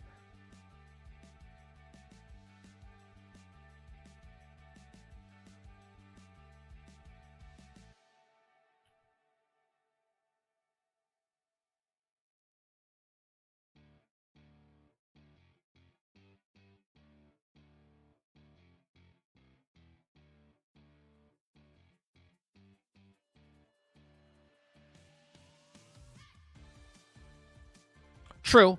Well, it's always the same thing, right? People shit on Mass Effect 3, Travis, because it wasn't Mass Effect 2. People shit on Andromeda because it wasn't Mass Effect 2.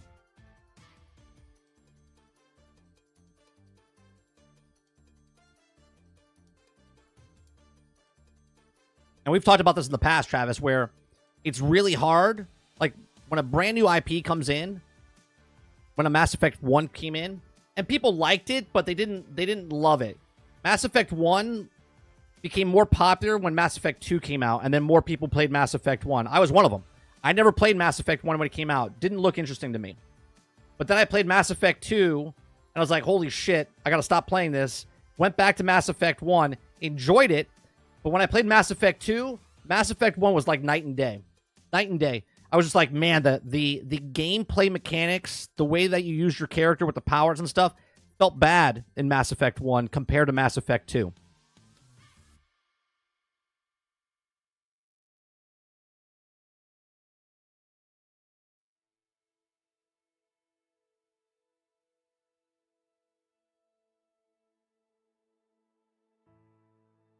I'm up for it, Artemis, right? Shepard goes around just banging everyone like Captain Kirk. Sure, why not?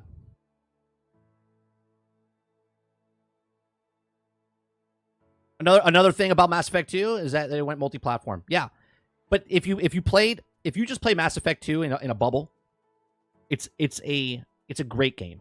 It's a great game. If you play it in order, Mass Effect 1, Mass Effect 2, Mass Effect 3, Mass Effect 2 becomes on a higher standard because it's just so much better than 1 and 3. It's in my opinion, Mass Effect 2 is almost like a perfect game. Piece of entertainment. It makes you have that fantasy of being like a Captain Kirk in a game, right? The story is rich. The mechanics are good, right? There's so much of the game.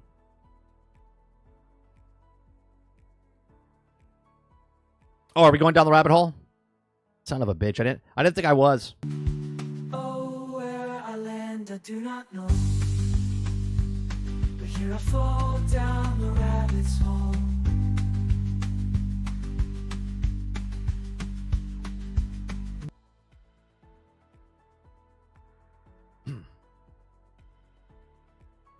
I'm excited for Maximum Football 24. It looks fun. There's going to be keep updating it. Look, I'm all for independent games of football coming out. Take anything away from Madden. Madden should not have a licensing deal for the only people to have NFL. So if they make great games and they're like, you know, fictitious teams or whatnot, but the gameplay is fantastic, do it.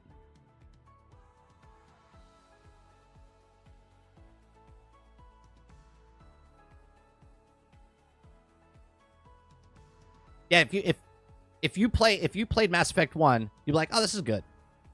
You play Mass Effect 2, you're like, holy shit, this is much better. You play Mass Effect 3, you're like, holy shit, Mass Effect 2 is much better, right? The other two raise it up. And when you have a series like that, it's really hard to continue to keep that level. You have to start at a low point. I said this to Travis the other day. No matter what it is, if there's 3 actors in a film, okay, someone's going to like one actor better than the other two. Right? So there's always going to be the best actor, the second best actor, and the third best actor. If you're playing a video game, there's always going to be one game in the series that's better than the rest of the other two. It's 1, 2, or 3, right? Star Wars, New Hope, Empire Strikes Back, Return of the Jedi. Most people pick Empire Strikes Back. 2 is the best, New Hope, then Return of the Jedi for most people, right? But whatever it is, whatever your favorite is, the other two takes back seat to whatever your favorite is. Everything can't be up in the same. If you put 3 things in front of you, you're going to pick one as the best, one as the second best, and one as the third best. Right? Even though they're all great, they could be all 10s across the board, but one is going to be more favorite than the other two. That's just how it works.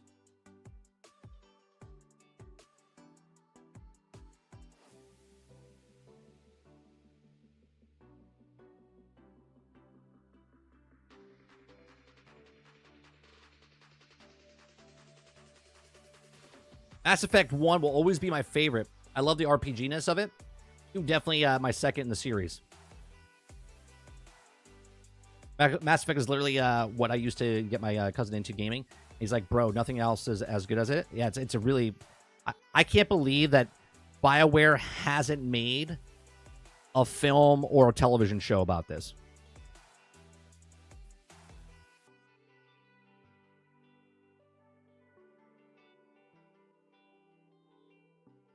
I can't have a favorite kid. Yeah. I only have one kid, so my one kid is my favorite kid.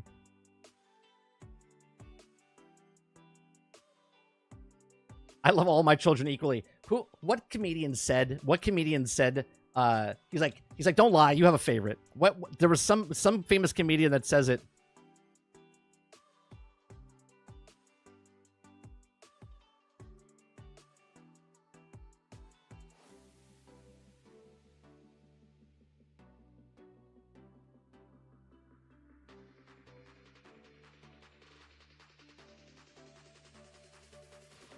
Wasn't it Gallagher? I don't think it was Gallagher.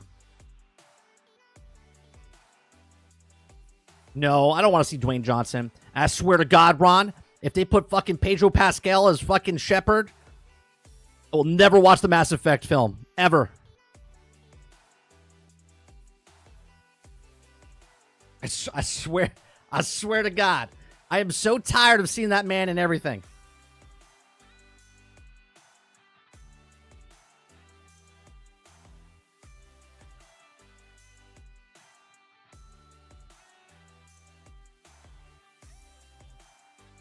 Let me make sure this other article about Borderlands is if it's saying the same stuff, it looks like it's saying the same stuff.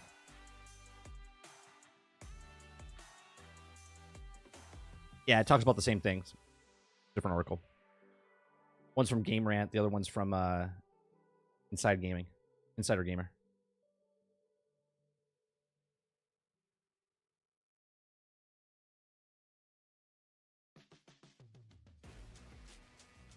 Chris Pratt Shepard. Jones says Pedro's the new Tom Cruise. I just can't take him. I can't take him. He's in everything. He's in everything. It's like there's thousands of actors, tens of thousands of actors, and they're like, nah, one guy's got everything. They use them and just wring them out. They're like, let's get as much out of him as possible. Technically, you don't see Pedro in Mandalorian. Yeah, that's how I like it. That's how I like it, Artemis. I didn't see his face.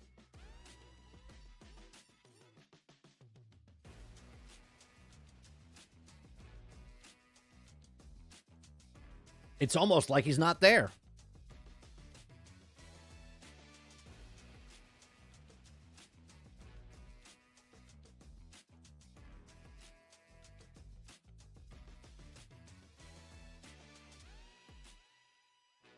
Travis says, you know what? What's weird? I'm excited that next year gaming, but only game I'm huge on is Monster Hunter Wilds. I like to think I'm going to have fun is helping me. I've changed this year, right, Travis? There's been games I don't even think of. Like, for instance, I didn't know about TCG Card Shop Simulator, right? If you showed me a trailer of that 7 months ago, I would have been like, okay. But all of a sudden, it just came out, and I was like, oh. I was like, that looks interesting. And I'll play it, and I enjoy it, right? What was another game we played? The Storage Hunter. There was another game we played earlier this year. Just like, it's things that I'm not expecting, but all of a sudden I see it, I'm like, oh, let me try it out. And I'm like, oh. I feel like it's almost better than seeing something at the Game Awards or at the Summer Game Fest or whatever, and you see it for like 6-8 months. And they hype it up. They show you a thing. They talk about it for months and months and months. I'm just like, whatever. Like, I'm almost like they show it, and I'm like, oh, what's that? And then it's out.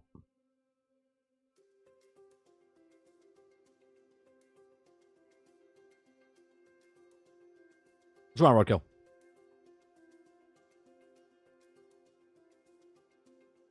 Look at Triple H now. Tell me he's not Kratos. Yeah, he's 100% Kratos. He's the living embodiment of Kratos. I don't know if his acting skills are very good, though.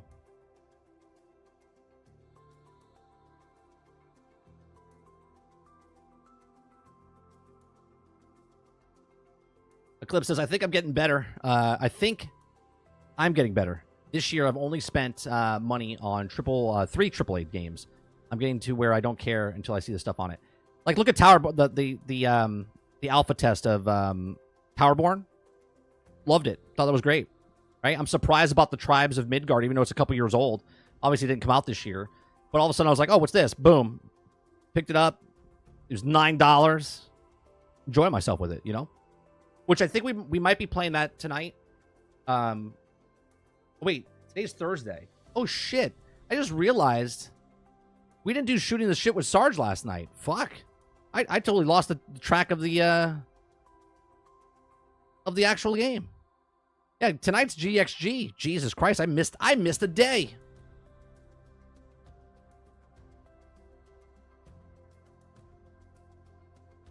I forgot today was Thursday.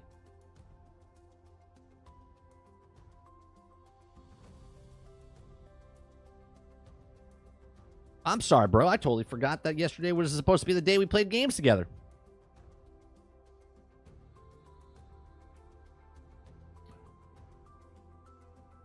Five missed calls from Sarge. Now, he never called me.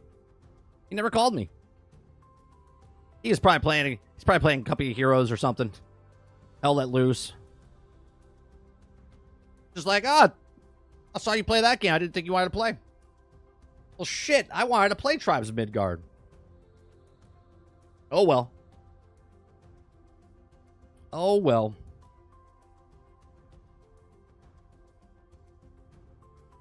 Make it a double show?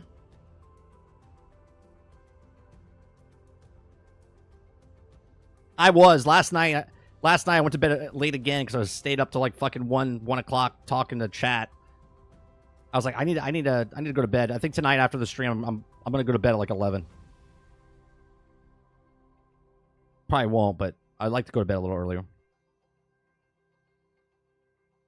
All right, let's go to the next story.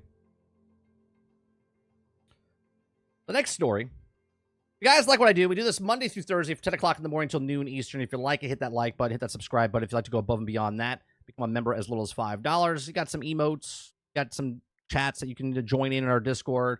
You got a benefit of where I can bring your chat up on the screen if you're a member. I appreciate it very much. All right, so Diablo 4, players take action, okay, out of action of RPG and create the ultimate AFK build that plays itself. I love games that you buy, want to play, and then not play. I love it. You guys know I love it, right? And I'm being very facetious because I hate it, okay? So in an action RPG, the most valuable currency is time. Well, no. Let's verify that. Okay, or not verify it, but let's clarify this, okay? The valuable currency is time across any game. Respect the player's time, okay? It's also the number one thing that pisses players off. That's right. Leading them to argue about how long it takes to finish a dungeon. Find powerful items and move the character between NPCs, shopkeepers. Sometimes I wonder if the action RPG players want to play a game or a spreadsheet. And today is another one for those that days because Chinese players have created a Spiritborn build that plays itself so you could do something else. Like, yeah, I can't wait to play that game, so I'm not playing the game.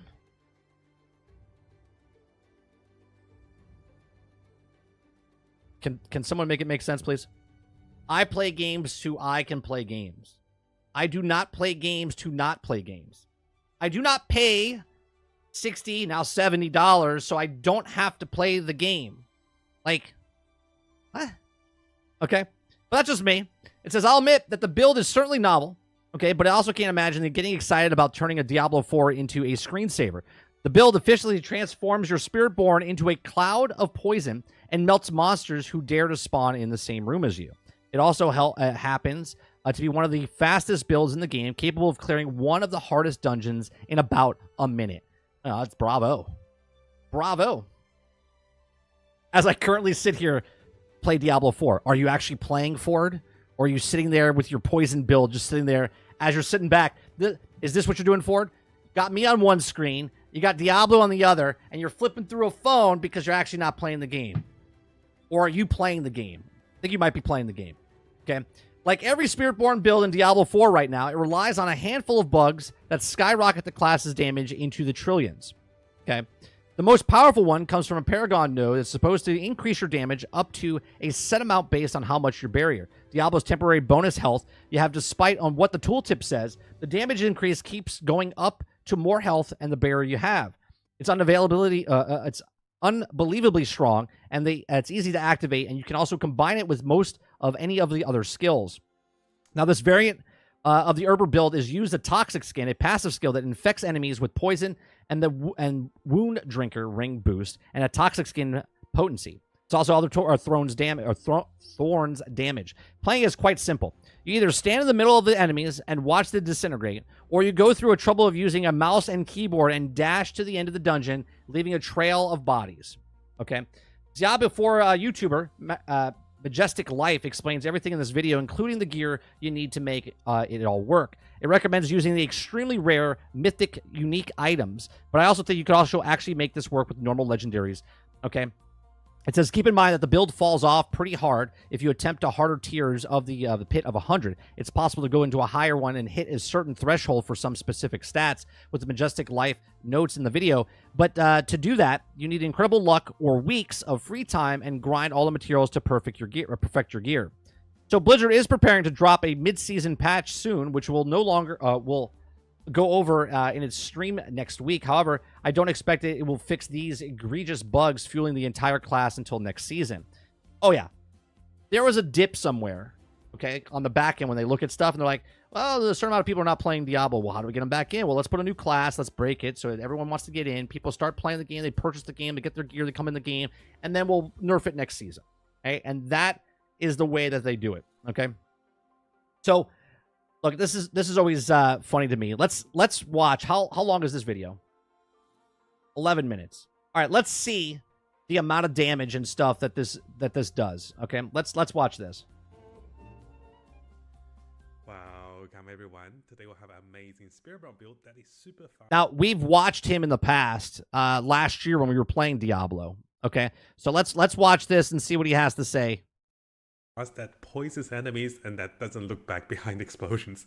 So this is one of the new Blink Strike Spiritborn build that is insanely fast. The moment you touch the enemies, you don't even have to look back. They'll be dead on the screen. So look at the top of the screen. Let me just show you guys this. Look at the red dots. The moment you touch them, you don't have to look back. They are already dead.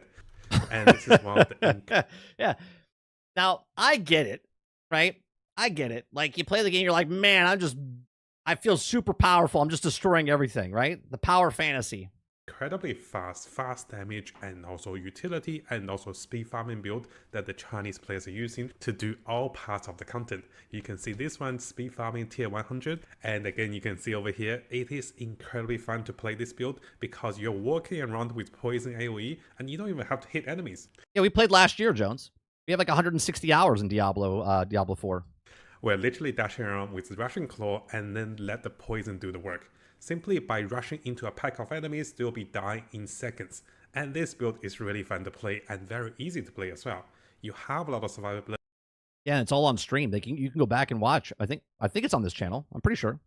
Tons of damage, incredible mobility, and also just a really fun mechanics to play the poison setup like this, having so much barrier and then dashing around everywhere you see enemies on the map. And the best thing about this build is you don't have to look back. Enemies will be dead the moment you touch them. And if you're not playing like this, Super Dave, you're not playing. And then you just move on to the next pack and the next pack. So this is a very fun take on the Spiritborn, and I have to say, watching this replay and some of my friends have tried it, they are loving this particular build. It is incredibly speedy and great for any part of the content. Now, a lot of Chinese players have tried to use this build to push for higher pits, and they can easily do pit 130, 140, and you can see this is one of the demonstrations. I do apologize for the blur, but what he's not doing a lot of damage. Like, look at the boss's health bar up above. I want to show you guys is, yes, this build can also explode minions. Look at the max HP bot at pit 130, and when this sinkers, it will disappear, simply because this build can do incredible amount of damage together with fast mobility. Now, so wait a minute, did he just Did he just nuke that boss after? At pit 130, and when this sinkers, it will disappear simply because this build can do incredible Holy damage shit. together with fast mobility. So it doesn't do Now, any so damage, but then it highlight stacks up so high, it literally just deletes the bar. for this build is that you can literally AFK in certain mode of the game, like the Helltide or maybe the Infernal Horde. And because you do so much poison damage and thorn damage, yes, you can AFK and just let your skills do the work. You don't even have to move. Notice that the entire map is killed within seconds before they even get to you. And this build is incredibly durable. So you can give your hands and also mouse fingers a rest, and just pressing the buttons, you can see monsters will die around you. And yes, you can AFK with this build, which is pretty fun to do, right? So the Chinese players were demonstrating this part, and they're literally standing in the middle of the horde. See, the game to them is not this. The game is to get to this point, right? That's the game to them. And the Infernal Horde, and you can see the monsters are dying super fast around him. Now, similarly, additional Like, to them, making builds like this is the game. demonstration for this build in terms of, doing the Undercity, doing the Helltide, it is similar. It is incredibly fast, you have so much mobility, and you'll be dashing around and just... There's a difference, though, Travis. I'm not saying that they won't break it, but the difference between Path of Exile and Diablo is a paid to get in, right? So you have to buy it to break it. Where Path of Exile, it's free. And if they break it, they'll fix it real fast because they don't want stuff like this happening in Path of Exile. You see what I'm saying? Literally killing enemies the moment you touches them. And that's the best part of build. You don't have to worry about damage. You don't have to worry about hitting them. You dash next to them, they're already dead. And this makes the build super fun to play and a really good take compared to the Crow Volley, which I'm sure most of us are a little bored of. So now, before we jump into the builder's guide, a big thank you and also credits to the Chinese content creator Fei Ye No Night. It is likely he's the one that created this particular build, and a lot of other content creators are following his build. So we're going to go through his builder's guide and explain the mechanics and also the gears of choices for this build. Because you can see he's using a unique ring over here instead of using legendary rings. So coming over to the builder guide, and after this video, I'll translate everything to you guys into English on the abilities guide. So over here, we're using two mythical items, the Harlequin's Quest and also the Shot of Fourth Death. The Harlequin's Quest provides us with tons of cooldown reduction. I'll add this video to the description, Super Dave, afterwards if you want to click on it and stuff. Additional skill ranks can be helpful for this build. The Shot of Fourth Death, the passive +1 is just incredible, and if you can roll onto additional life, and this will allow you to do even higher damage. The final unique item we have is actually the Wood Drinker. Now, I haven't used the Wood Drinker myself personally, but it gives... Right. Well, I always love these build guides because the gear that they have is going to take you a really long time to get, right? Or you have to try to find someone that has it that can give it to you. Tons of Thorn, together with damage reduction from Thorn's enemies, which are not especially useful, but it also provides you with a bit of armor on the top affix, together with a massive damage boost to poison enemies. They probably won't nerf until next season, Jones. They probably won't nerf until next season because this is I speculate this is meant to be because they want people to get hyped and play the game and whatnot. And a hefty boost to Toxic Skin skill level. And this particular ring also allows us to gain the Toxic Skin passive effect, which makes Toxic Skin one of a centerpiece of this build in doing damages as we work towards enemies and dealing Thorns damage AoE. Now, in terms of the other legendary aspects of choice, we have the two-handed to redirect force so we can get the highest critical damage, and here we have interdiction for higher block chance. Those are quite straightforward. We're getting unyielding here. I don't think they fix it, Brain. I'll be honest. I don't think they fix it.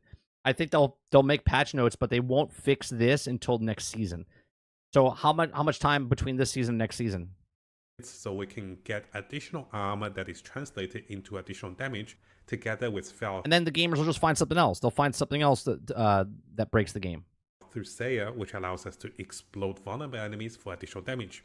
Now, having the menace aspects on the pens over here allows us to constantly have Scourge around while we walk around after casting that spell. And finally, the aspect of apprehension provides us with additional damage against feared enemies. Now, in terms of the gear choices with tempering and also crafting, we will be going for maximum life wherever we can, together with additional toxic skin level. So +6 toxic skin level over here, and +6 over here, and you can get +4 Dude, over so, here, which is a he's got hefty such boost good of gear. classic damage. We will be going with maximum resolve together with scourge size, so we can pretty much walk around and kill enemies. And you can see over here crafted with maximum resolve and also a bit of cooldown reduction. And then what does he got? What does he got for his what the hell is it called? It's the skill tree stuff. On the amulet. Now over here, I can't think of the fucking name right now. About the socketing of this build. Notice our player here is socketing into the emerald into the pens, and he also decided to socket the emerald into the weapons as well. Now, if you think you have enough critical damage, which I think we do, we can of course go with the ruins onto the weapons and getting more dexterity onto the gears, and this is alternative. In terms of socketing for the amulets, we are going with additional armor because this translates into additional. Is there a big PvP in this game? Because I know there's sections of the game that are PvP, but I've never really heard much about the PvP section. Damage with the aspect of unyielding hits, which is really good for the build. In terms of mercenaries, we are going with Soulbolt to provide us with map hack to see where enemies are so we can dash into them. Yeah, this is a build that you can do AFK, Super Div. We're also going with the shielding companion, which allows us to have a little more defensiveness after getting injured, which is really used. You're not really getting damaged over here. Now, in terms of the Spirit Heart, notice that the Chinese content creator went for double gorilla over here, and together with the ruins, he's gaining additional maximum life together with his ruins are even legendary. Damage. Now, because this is a new build to most of us, let's briefly go through the skills. So right away, the basic skills are not used, of course. And I wasn't talking about skills. What's the other one? The is going to maximum level. The other tree. Toxic skin. What do they call it in Diablo? Will deal damage over time. And to Paragon, the Paragon to do additional poison board. damage That's what it is. Vulnerable enemies. Fuck, man, I hate when I can't think of stuff like that. We have the counter attack over here to provide us with even higher damage, with critical damage, together with armor height that is also max level, so we can have a longer duration Paragon. of the increased block. I had it right before you guys posted it. Into additional damage. Now we're also going with Scourge over here, and this skill is also max level to level 5. And here we'll be going with this perk because this seems to be the best perk, not because of healing, but rather disabling enemies' special abilities. Now over here, we are using Russian Claw as one of the mobility skills, as you're going to see Paragon. in Let the me fast forward to the Paragon. Glyphs of choice. The first glyph we have over here is Colossal, as stable in the matter of the Spirit Bond, and this one, because we are stacking a lot of resolve stacking, this is incredibly like this is a lot of playtime. The next glyph we have is going to be Spirit. An amplification of critical damage is what this rank provides. He got 5 boards. Most. So here, having high critical damage is essential for the build. The next glyph we have is going to be Bane. So this is going to be one of the poison aspect glyph that allows us to have poison chances that also deals double damage over time. Yeah, just do all this. Just put 100 hours in the game and just do all this, and then you can have an AFK type of stuff. Most people don't have the time for this. Most people don't have the time for this. And after that, we have Exploit. This is a guaranteed way to make enemies vulnerable, and also allows us to deal more damage to vulnerable enemies. Finally, the glyph we have is why did they limit it? Right? Why did they limit from 5 to 7? See, this is what I don't understand. I think a clip said it earlier. Like, I don't know why you're nerfing something in a PvE game. Like, if I want to put the time in to make it as big as a build or as strong as a build, let me play the game. Why do they have to put training wheels on it? Why do they have to stop me? It's going to be fitness. Now this particular glyph allows us to generate additional vigor while having higher critical strike damage. So there are some different takes on the glyphs and also on the Paragon board, should you guys want to follow this build. But this build has been tested all the way up to 145 for the pits, and they can clear up to this height. Level 145, so if you guys are wondering, Jesus. You can see all of the notes and also comments, you can see the Chinese content creator says they have cleared to 140. They haven't cleared 150 yet, but they're working towards on this build. But ideally, we're not really here for the build to do higher pits, but rather it's for the speed farming and also for a creative build. So coming over to the replays and also additional tips for this build. You are using Russian Claw to dash towards enemies, and this can reset very quickly. So this means you're infinitely dashing, evading, or teleporting towards enemies, and you don't have to hit anything. The best part of this, you don't have to hit anything. You just walk past monsters. And against the bosses, if the boss does summon monsters, it's great. You can one-shot the boss if it summons, and if it doesn't, you can still one-shot it very quickly. So most of the time, guys, you are running through monsters, and as you basically go past elites and also monsters, they will be dying and they will be exploding, which allows them to deal more damage. This right here is that if you play on controller, you get this build. You're saving so much on the wear and tear of pushing buttons. You just have to move the analog stick, and you're good.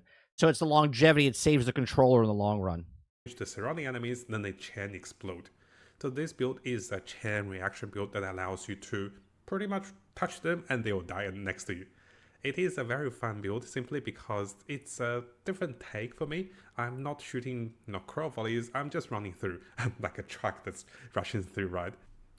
So the build itself is very straightforward, and once you guys get the hang of it, I think you will love it because of the interesting playstyle and the ability like he to never just ever turns around. He just keeps running, never stops or pauses, just continuously runs forward. The density of the monsters on the map is, and once you dash towards them, they will be dying in seconds. Now, in terms of the tips against the harder level boss like pit 130, 140, what you ideally want to do is you want to surround the boss with other enemies, and once you kill the little minions next to the boss, and this is how you one-shot the boss. And I think that is the majority of the highlights to kill the single target elites or bosses this way, using the explosion effect coming from the Fels area. Here's why I don't like it. This is fantastic, right? It looks fantastic if you want to build this stuff like that. Here's where I'm not built anymore for these types of games. I love playing the game through the story. Once I was done with the story, I didn't care about making new characters for each season and stuff like that. I'm out, right? Because respecting my time means if I have my character that I put 160 hours into, and I have that, yeah, I can play it. And I've had this conversation before in the Eternal Realm, okay? But in the season, I can't bring him in. I got to start over, okay? I am not going to sit there for another 100 hours so I can get this build so then I can not play this next season, right? Because, great, I have this character, I have this build, but now I can play the Eternal Realm. There's no point for me to play the Eternal Realm with that because all the stuff that you're trying to get is in the next season, right? And that's why I'm just like, I'm good. I'm good. Brainchild says, I'm only up to Paragon 246. Getting to 300 will take a while without exploits. Right. And that's a lot of time, which once you get to that point, how much time is left in the season before your character can go over to the Eternal Realm and then the new season starts? And then you got to start all over again. Right? That's why I'm out. That's why I don't do it.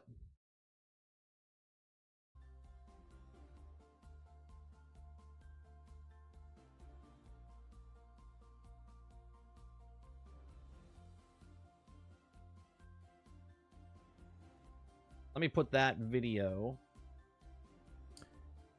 description. Click on it.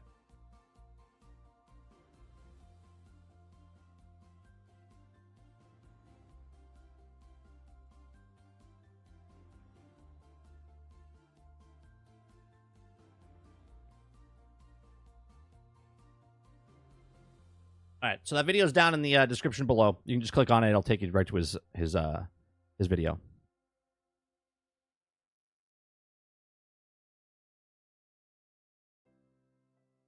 No one plays Eternal Realm. No shit, because the game is set to starting a new character all the time. So when you build up the character, when are you going to use that character again with that build? You're not, because the game is mechanically set to, well, the next season is starting, so start a new character, build up the next character, do a different playthrough. There's a lot of people that just want to keep using the same character, hence like in like a Division stuff. And I'm not going to go down this road again because we've talked about this a year ago before the game even came out.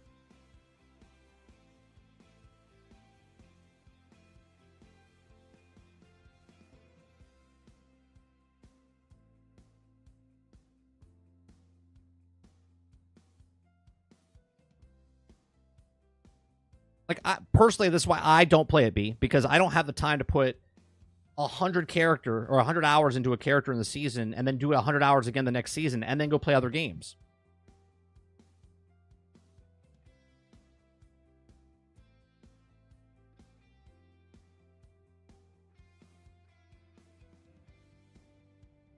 I love how you say no one cares about Eternal Realms, even though when the game first came out, tons and tons of people were talking about how they weren't going to play the game. So much so that they actually had to fix stuff in the game. Okay, I totally get that Diablo has people that just keep making characters over and over, right? And that's what it's been. But me playing my Eternal character has no effect on you personally in your seasonal content. Zero, right? But it 100% affects me where I take a character and I can't play that character because I have to start a new character in the season. I can't do the new content without starting over. But I don't have time to start over because most people have lives and jobs where they can't put that time back into that character, right? They just want to keep adding to the character that they have. And they're like, well, it's not fair. Fair to who? It's a single-player game where you can play with your time when you want to play it. But you have to wait. So if I want to play Season 1 stuff, they'll throw that gear into the Eternal Realm once Season 2 or 3 comes out. Then they throw that into the Eternal Realm.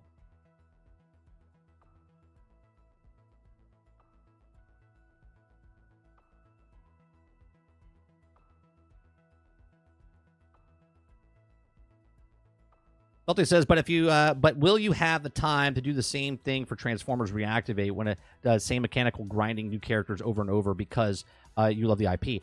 They're not starting characters over. If it's the same as like a Warframe or War whatever, you're progressing your characters and then using those characters. It's a completely different thing. They're not starting. If they do that mechanic, Salty, then I would only play it through the story and then put the game down afterwards. Because if I have to start over every single time a new season starts, then I wouldn't do it. I don't have the time. It doesn't matter if it's a good IP that I love or not. I don't have the time to put an additional 60 hours or 100 hours into one game personally.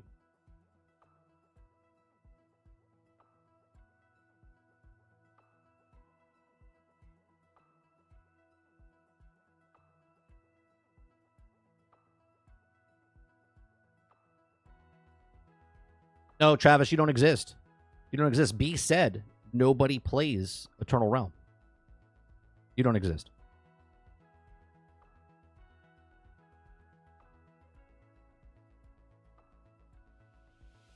Lucas says in Marvel Heroes you level up each character and they stay that level, right? Which is fine because you're investing time into that character.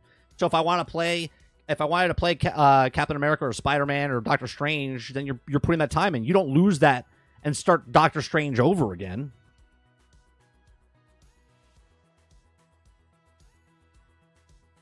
I don't play Path of Exile, Krebsy. I'm not sure.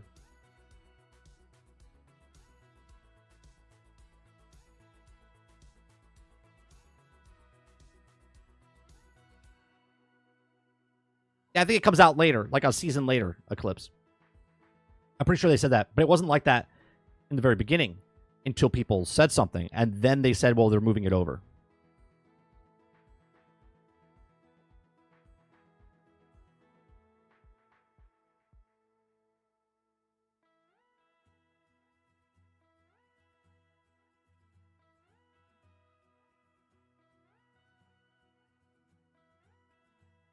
That's why I haven't played. That's exactly why I haven't played Diablo. If I play the expansion, it would be for story, and then I would put it down. I wouldn't care about endgame. I wouldn't care about gear. I wouldn't care about any of that stuff. But then again, that's why I didn't buy the expansion.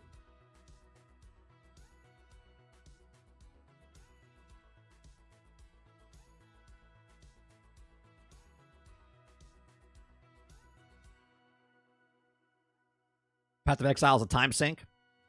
Maybe even what's MO4?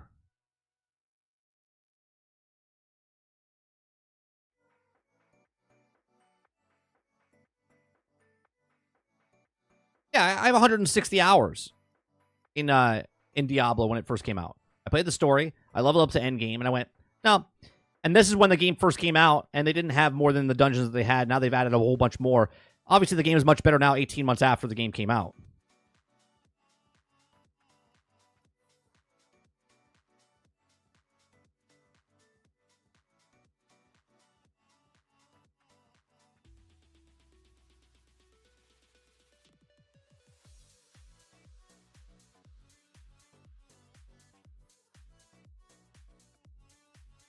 Yeah, the no-lifer stuff, Salty. Where look, I'm okay that it's there for people. All I'm saying is options. I've always said for options, right? Especially in PvE type of games, right? Because if I want to right? If you want to play the seasons, cool, play the seasons. But if I don't want to play the seasons, I'm not allowed to not play seasons because I don't get the benefits of the other stuff, right? They push you to make a new character, make the new stuff.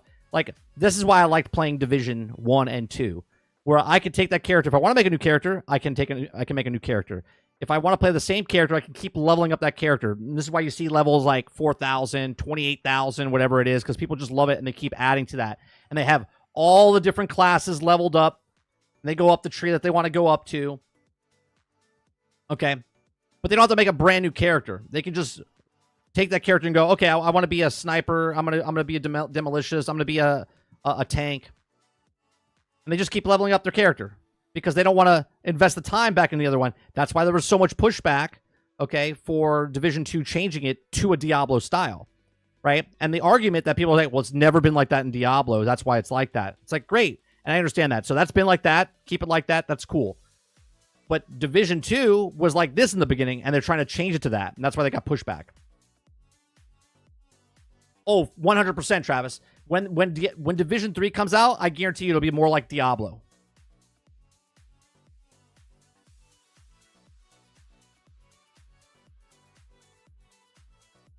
Yeah, B, but your defense is like, it's dumb.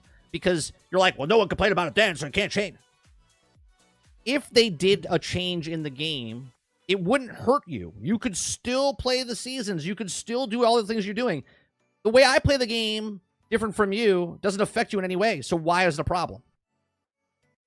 Why are options a problem? Answer me this, Batman.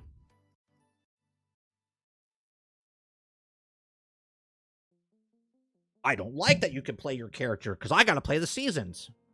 Okay, why? How does me playing the game affect you? You have your option. I don't have an option, right? The stuff I get, I have to wait till the Eternals. But if I play in the Eternal realm, then I'm not playing in the seasonal realm to get the new stuff or the buffs or all the stuff. So you have to play the seasons.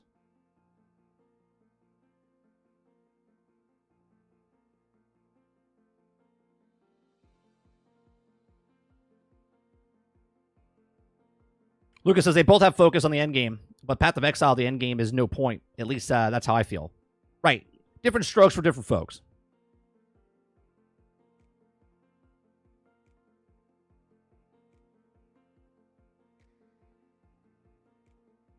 Eclipse says, yeah, I don't understand why they not doing it. They're trying to be more casual ARPG, but they won't let the Eternal Realm have everything. Yeah, it's just weird. Because the people don't want it to happen. Because it wasn't like that in Diablo 2. Because it wasn't like that in Diablo 3. Okay? But how does it affect you and the way you play the game if they do that? It wouldn't. Spoiler, it wouldn't. Because then you have options. You could say, hey, you know what? I'm gonna keep playing the same character because I want to see what else I can do with this character. Okay?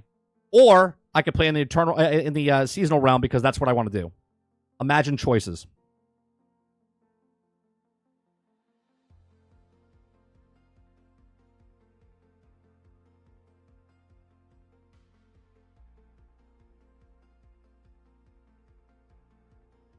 Oh, here we go. Travis wants to go down that roll. Well, here's the thing, right? If they did put a mode like that, Travis, people don't want that because if they did, then they wouldn't push themselves to try to do it in the hardest difficulty. Right? If they had an out, they wouldn't push themselves because they can escape and go, oh, you know what? I'm just going to lower the difficulty for this instead of trying to push themselves. That's why they don't want a difficulty level in there.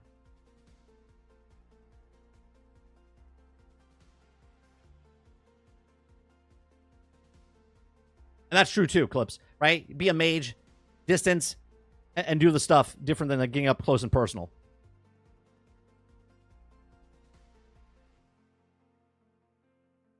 But that's why they don't want it. That's why the people that are, as you say, the gatekeepers, don't want that in the game. Because if they have an option that's lower than what they have and they're struggling, I feel that they wouldn't push themselves. And I think people like it because it's there and they're like, I can do this. And they want to try to feel that they can do it.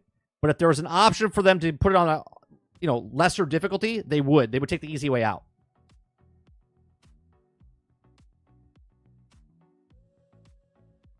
Which is different than what I'm talking about of options of playing the game of, I just want to use my character.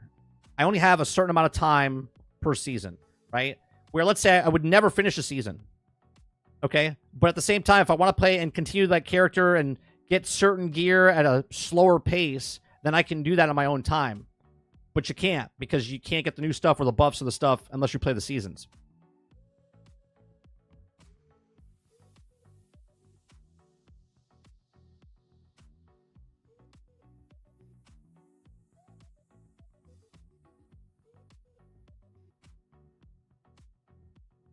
No, on the same level, Travis, you're right. How would you playing on an easy level affect them? It wouldn't. It wouldn't affect them, because if it just on a base scenario, if there's an easy mode and a hard mode, and I want to play hard, I can play hard. You have an option to play easy because you want to play through the game, okay? But at the same time, if they have an option where they can back down, they would take that option, because if it's too hard, they wouldn't push themselves. I think that's the reason they don't want the easy mode, as far as the consumers, the players that gatekeep against that. Okay, but really, it's not really a gatekeeping. It's literally the developer saying, we don't want to put an easy mode. You see what I'm saying? There's a difference, because they want to make it hard. They want it to be like, this is what we wanted you to play, and the way to make it is like what Eclipse is saying. You can create different characters like a mage, where it's a little easier than making up close and personal type of thing. So there's builds in the game to make it easier for you to do stuff if you don't want to do it. Where Diablo is just time sink. Just time sink. It's a looter. Are we arguing for seasons or no? No, see, you're arguing that I have to play seasons. I'm arguing options. You have seasons, and I can also get stuff in the internal realm, because I don't want to start a new character every single time over and over.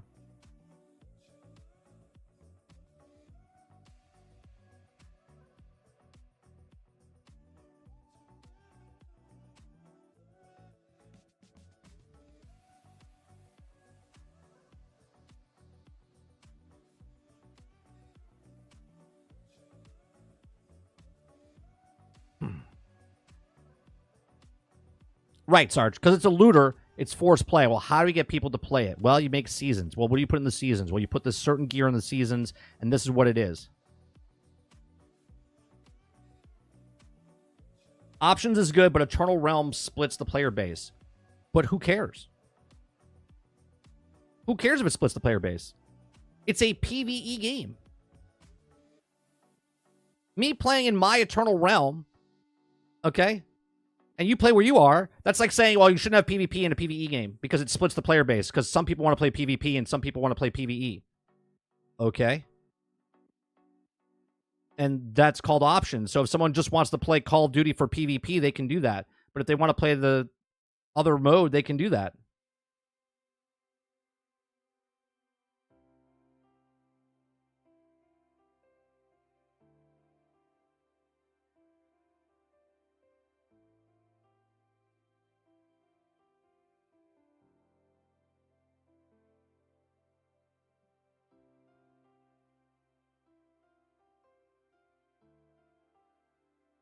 What percent of the people do raids, Beam? Do you have a number? I could probably tell you a number. I bet you it's less than 3% that do the raids. Do you know why it's less than 3%? Probably less than that, I'll be honest with you. Do you know why? Because most people don't have the time to build up their character up to that point in a season. But they would do it if they could do it at their own pace, to then one day go, you know what, I'm gonna do a raid with this character. But they have to wait, because they have to wait for that gear or whatever to get into the Eternal Realm.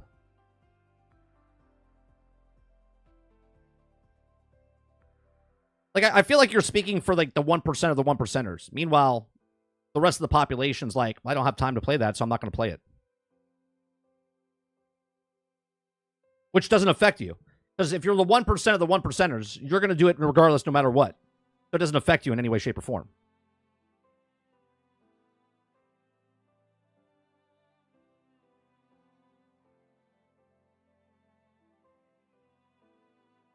Eclipse says, the last epoch puts everything in both.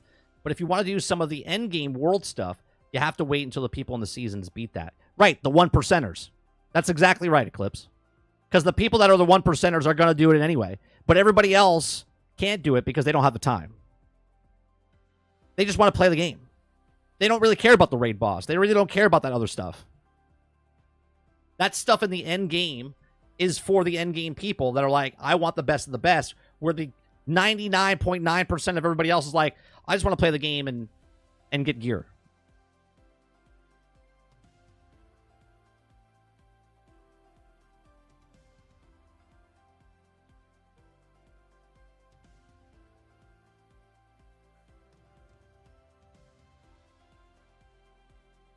Travis says, 30. It's like top one perfect of Tekken players being like, ha ha ha, I can beat you. Okay, congrats. And that 50 cents, it'll get you kicked in the face. Yeah, the 1%ers are always going to beat everything because that's what they do. Right? You're always going to be in that upper echelon of, well, I beat this, I have the best gear, I have all the stuff. The stuff that people are asking for to do just want to play the game, but there's limits, there's things, because the end game of the stuff is we need people to microtransactions. We need people to buy the season passes. We need people to do the stuff.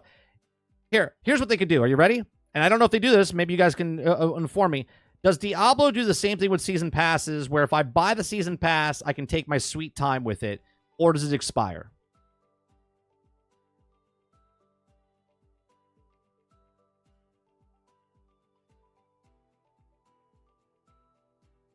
I don't know.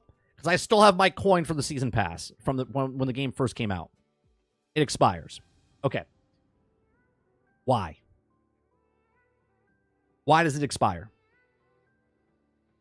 Why can't I, as an Eternal player, wait for that to go through, I buy the season pass, and then take my time going up the season pass?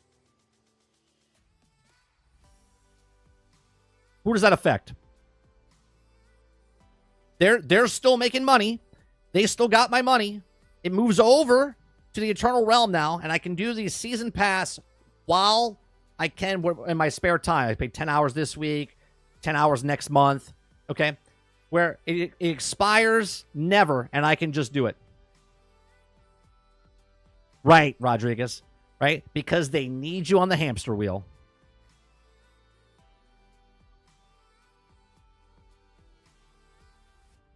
Right? And then you have the defenders come in. Never been like that before. That's not Diablo. It's like, I'm still paying the $10 for the season pass. I just don't have the fucking time to put in for this one season in a 3-month span. Right? I just want to be able to complete the pass. That's the best thing Halo Infinite does. Spend your money, respect your time, complete pass. Right? That's the best thing Helldivers does. Buy the war bonds, right?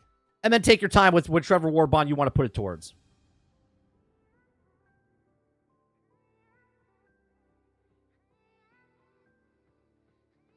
Everybody says, I can see the benefits of both eternal and seasonal characters. That said, I think they should support both.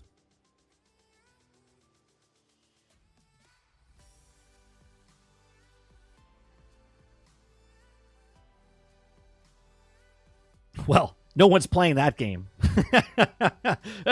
No one's playing that game.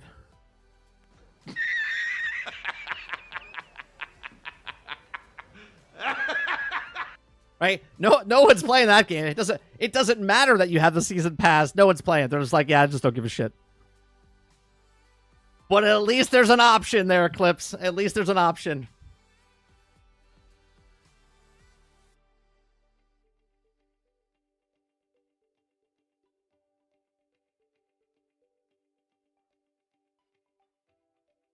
Yeah, but my suggestion, B, doesn't affect you. You see what I'm saying? What I'm saying doesn't affect you. You can still do that. It just doesn't expire. Right? I might, if I was still working in the film industry, there's months that I don't work at all, and I can play games for, let's say, 30 hours a week. Okay? But if I'm working where I travel, I wouldn't be able to play for maybe 6 weeks. So now I'm in the season, okay? I play up until a certain point, but then I can't play again. Now I'm out. I paid the money for the seasons. I can't complete the seasons, and now I'm shit out of luck, okay? Now I gotta wait for the next season. and then I put the time in, and then it resets and do all the stuff. Where in my world, I just buy the season, and when the season's up, it's over. They go to the next season. If I want to get that season, I could buy it later, or I could just play it when I have time. That doesn't affect you. You can still get your gear. You can still do your raids. You can still do the stuff. You can still keep up with the Joneses. But the other people that just want to play a video game and have their time, it does the exact same thing. There's no difference for you. It doesn't make the game worse. It doesn't take anything away from you as the person that's the 1%ers that's playing the game and getting all the stuff. It's a game that you're playing and I'm playing and I'm playing. That's it. There's no difference. It doesn't affect you in any way. It makes the game experience better for everyone that's playing that wants to purchase stuff and actually play Diablo. That's right, Krebsy. The $65 amount will fix all problems.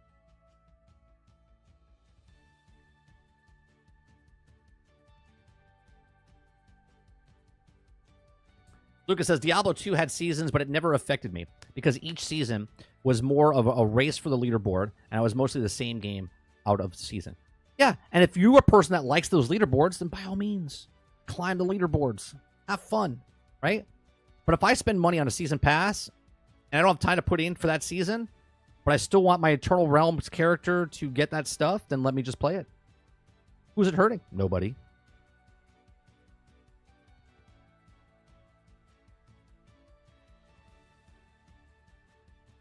That's right, Nate. Like I said, no one's playing it.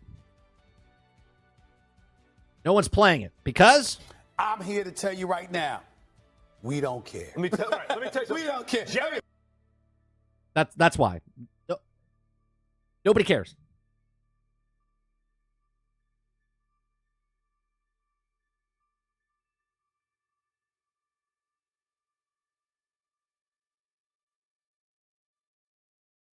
I like the game. I have over 100 hours in Suicide Squad Kill the Justice League.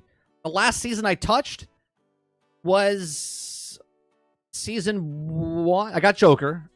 I did not get Karen Freeze. Right? And I surely didn't get Lawless.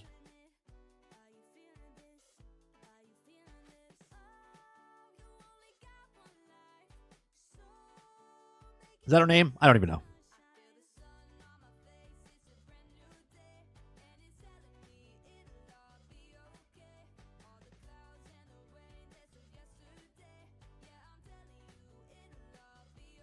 I just got Lawless, and she's fun. Here's the greatest part of this whole conversation, all right, Eclipse? Say what you want, like you just said with Suicide Squad, but if I want to go pick up Karen Freeze, or if I want to go pick up Joker that I missed, guess what? I can go back and play it and unlock those characters at any time. And does that affect you? Those of you that are running in that game, the 5 of you, including Nate, okay, that are playing the game and want to go do the end game bosses and stuff? No, it doesn't.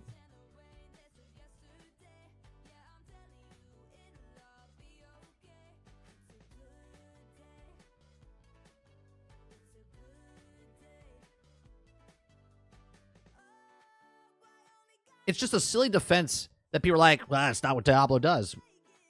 But why?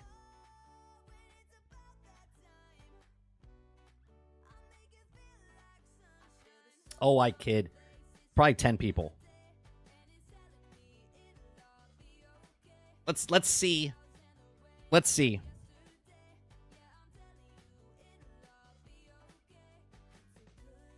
Obviously, this is just Steam charts. Hey, there you go. There you go. There's got to be at least 500 to 1,000 across all platforms.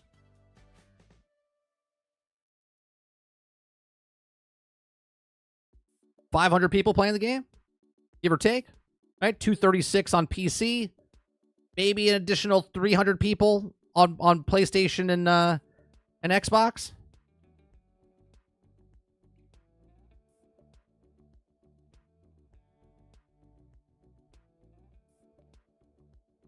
Well, that's actually when he said that, Krebsy, when he said that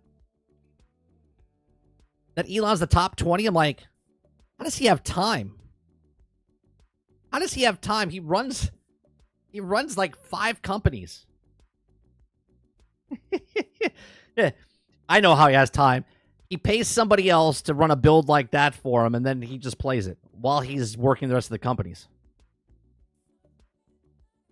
He's got an AI bot, or maybe we don't know this, but maybe Elon's got a chip in his head. Okay, he's got the Neo chip in his head, and he's actually playing the game while he's having a conversation with you. He's like having an interview, but in the back of his head, he's playing Diablo. You see what I'm saying? Could be.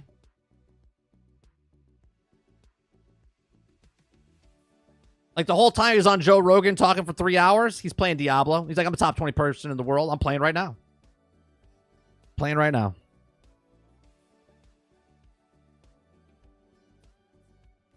Yeah, the highest concurrent was 13,459. Yeah, on Steam. So if you did that, based on the numbers that we did for that Ginger Prime was talking about the other day, it probably sold around 250,000 copies on PC, which probably sold about 1 million total across all platforms. 1.2 maybe.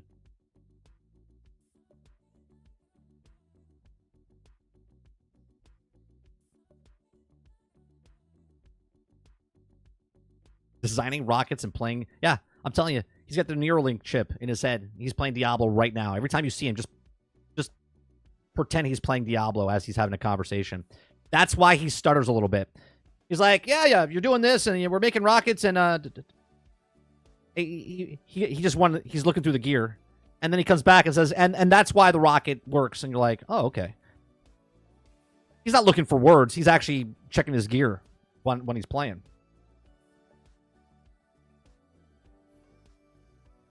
Yeah, lag spike. Okay, yeah. Drop frames. It connected again.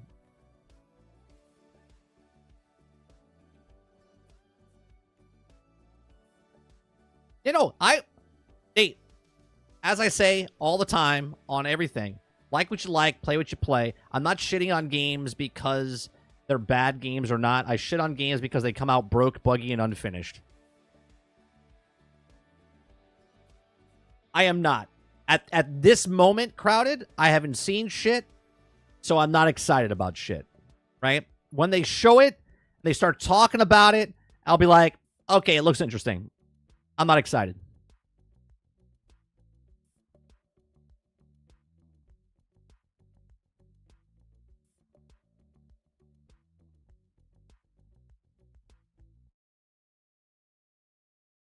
Real question is, what keeps someone from hacking the Neuralink? I have no idea. I'm not that smart to find out. Maybe a tinfoil hat. I have no idea.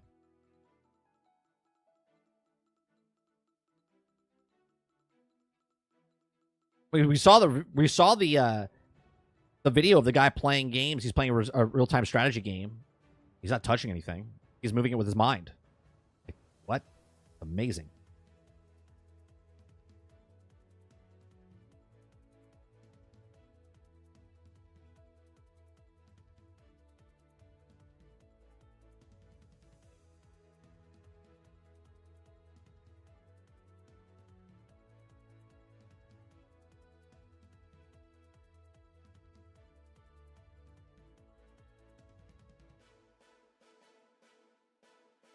What's the benefits of hacking a Neuralink? Hacker wants money. No?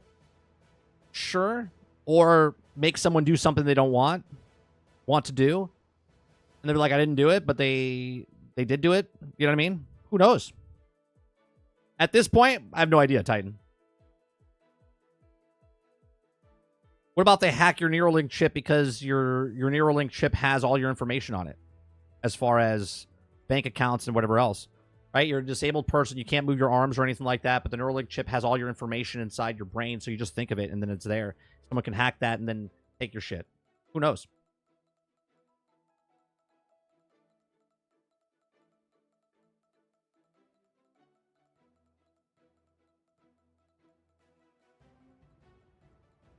Well, Scratch Maximum Football. I downloaded it for free, and I have to pay for it to play the campaign mode or dynasty mode, whatever you call it. Pagers 2.0. I mean, I don't know. When the guy was playing video games and doing different things, I still look at the Neuralink chip. Let's say you're a paraplegic. You haven't walked in a decade, but now you have a Neuralink chip in your head, and they give you an exosuit, okay? Where the exosuit's attached to the actual Neuralink chip, and now you're walking like normal, like you're a normal person walking around, where you couldn't do that with just the exosuit on you because there'd be no way to move it. You would have to have the actual functionality of your body, but you wouldn't if you're paralyzed from the down. But if you have the Neuralink chip and it's hooked up to the actual the suit, well, then that person's now a cyborg, basically. He's a cyborg, which would be amazing for people.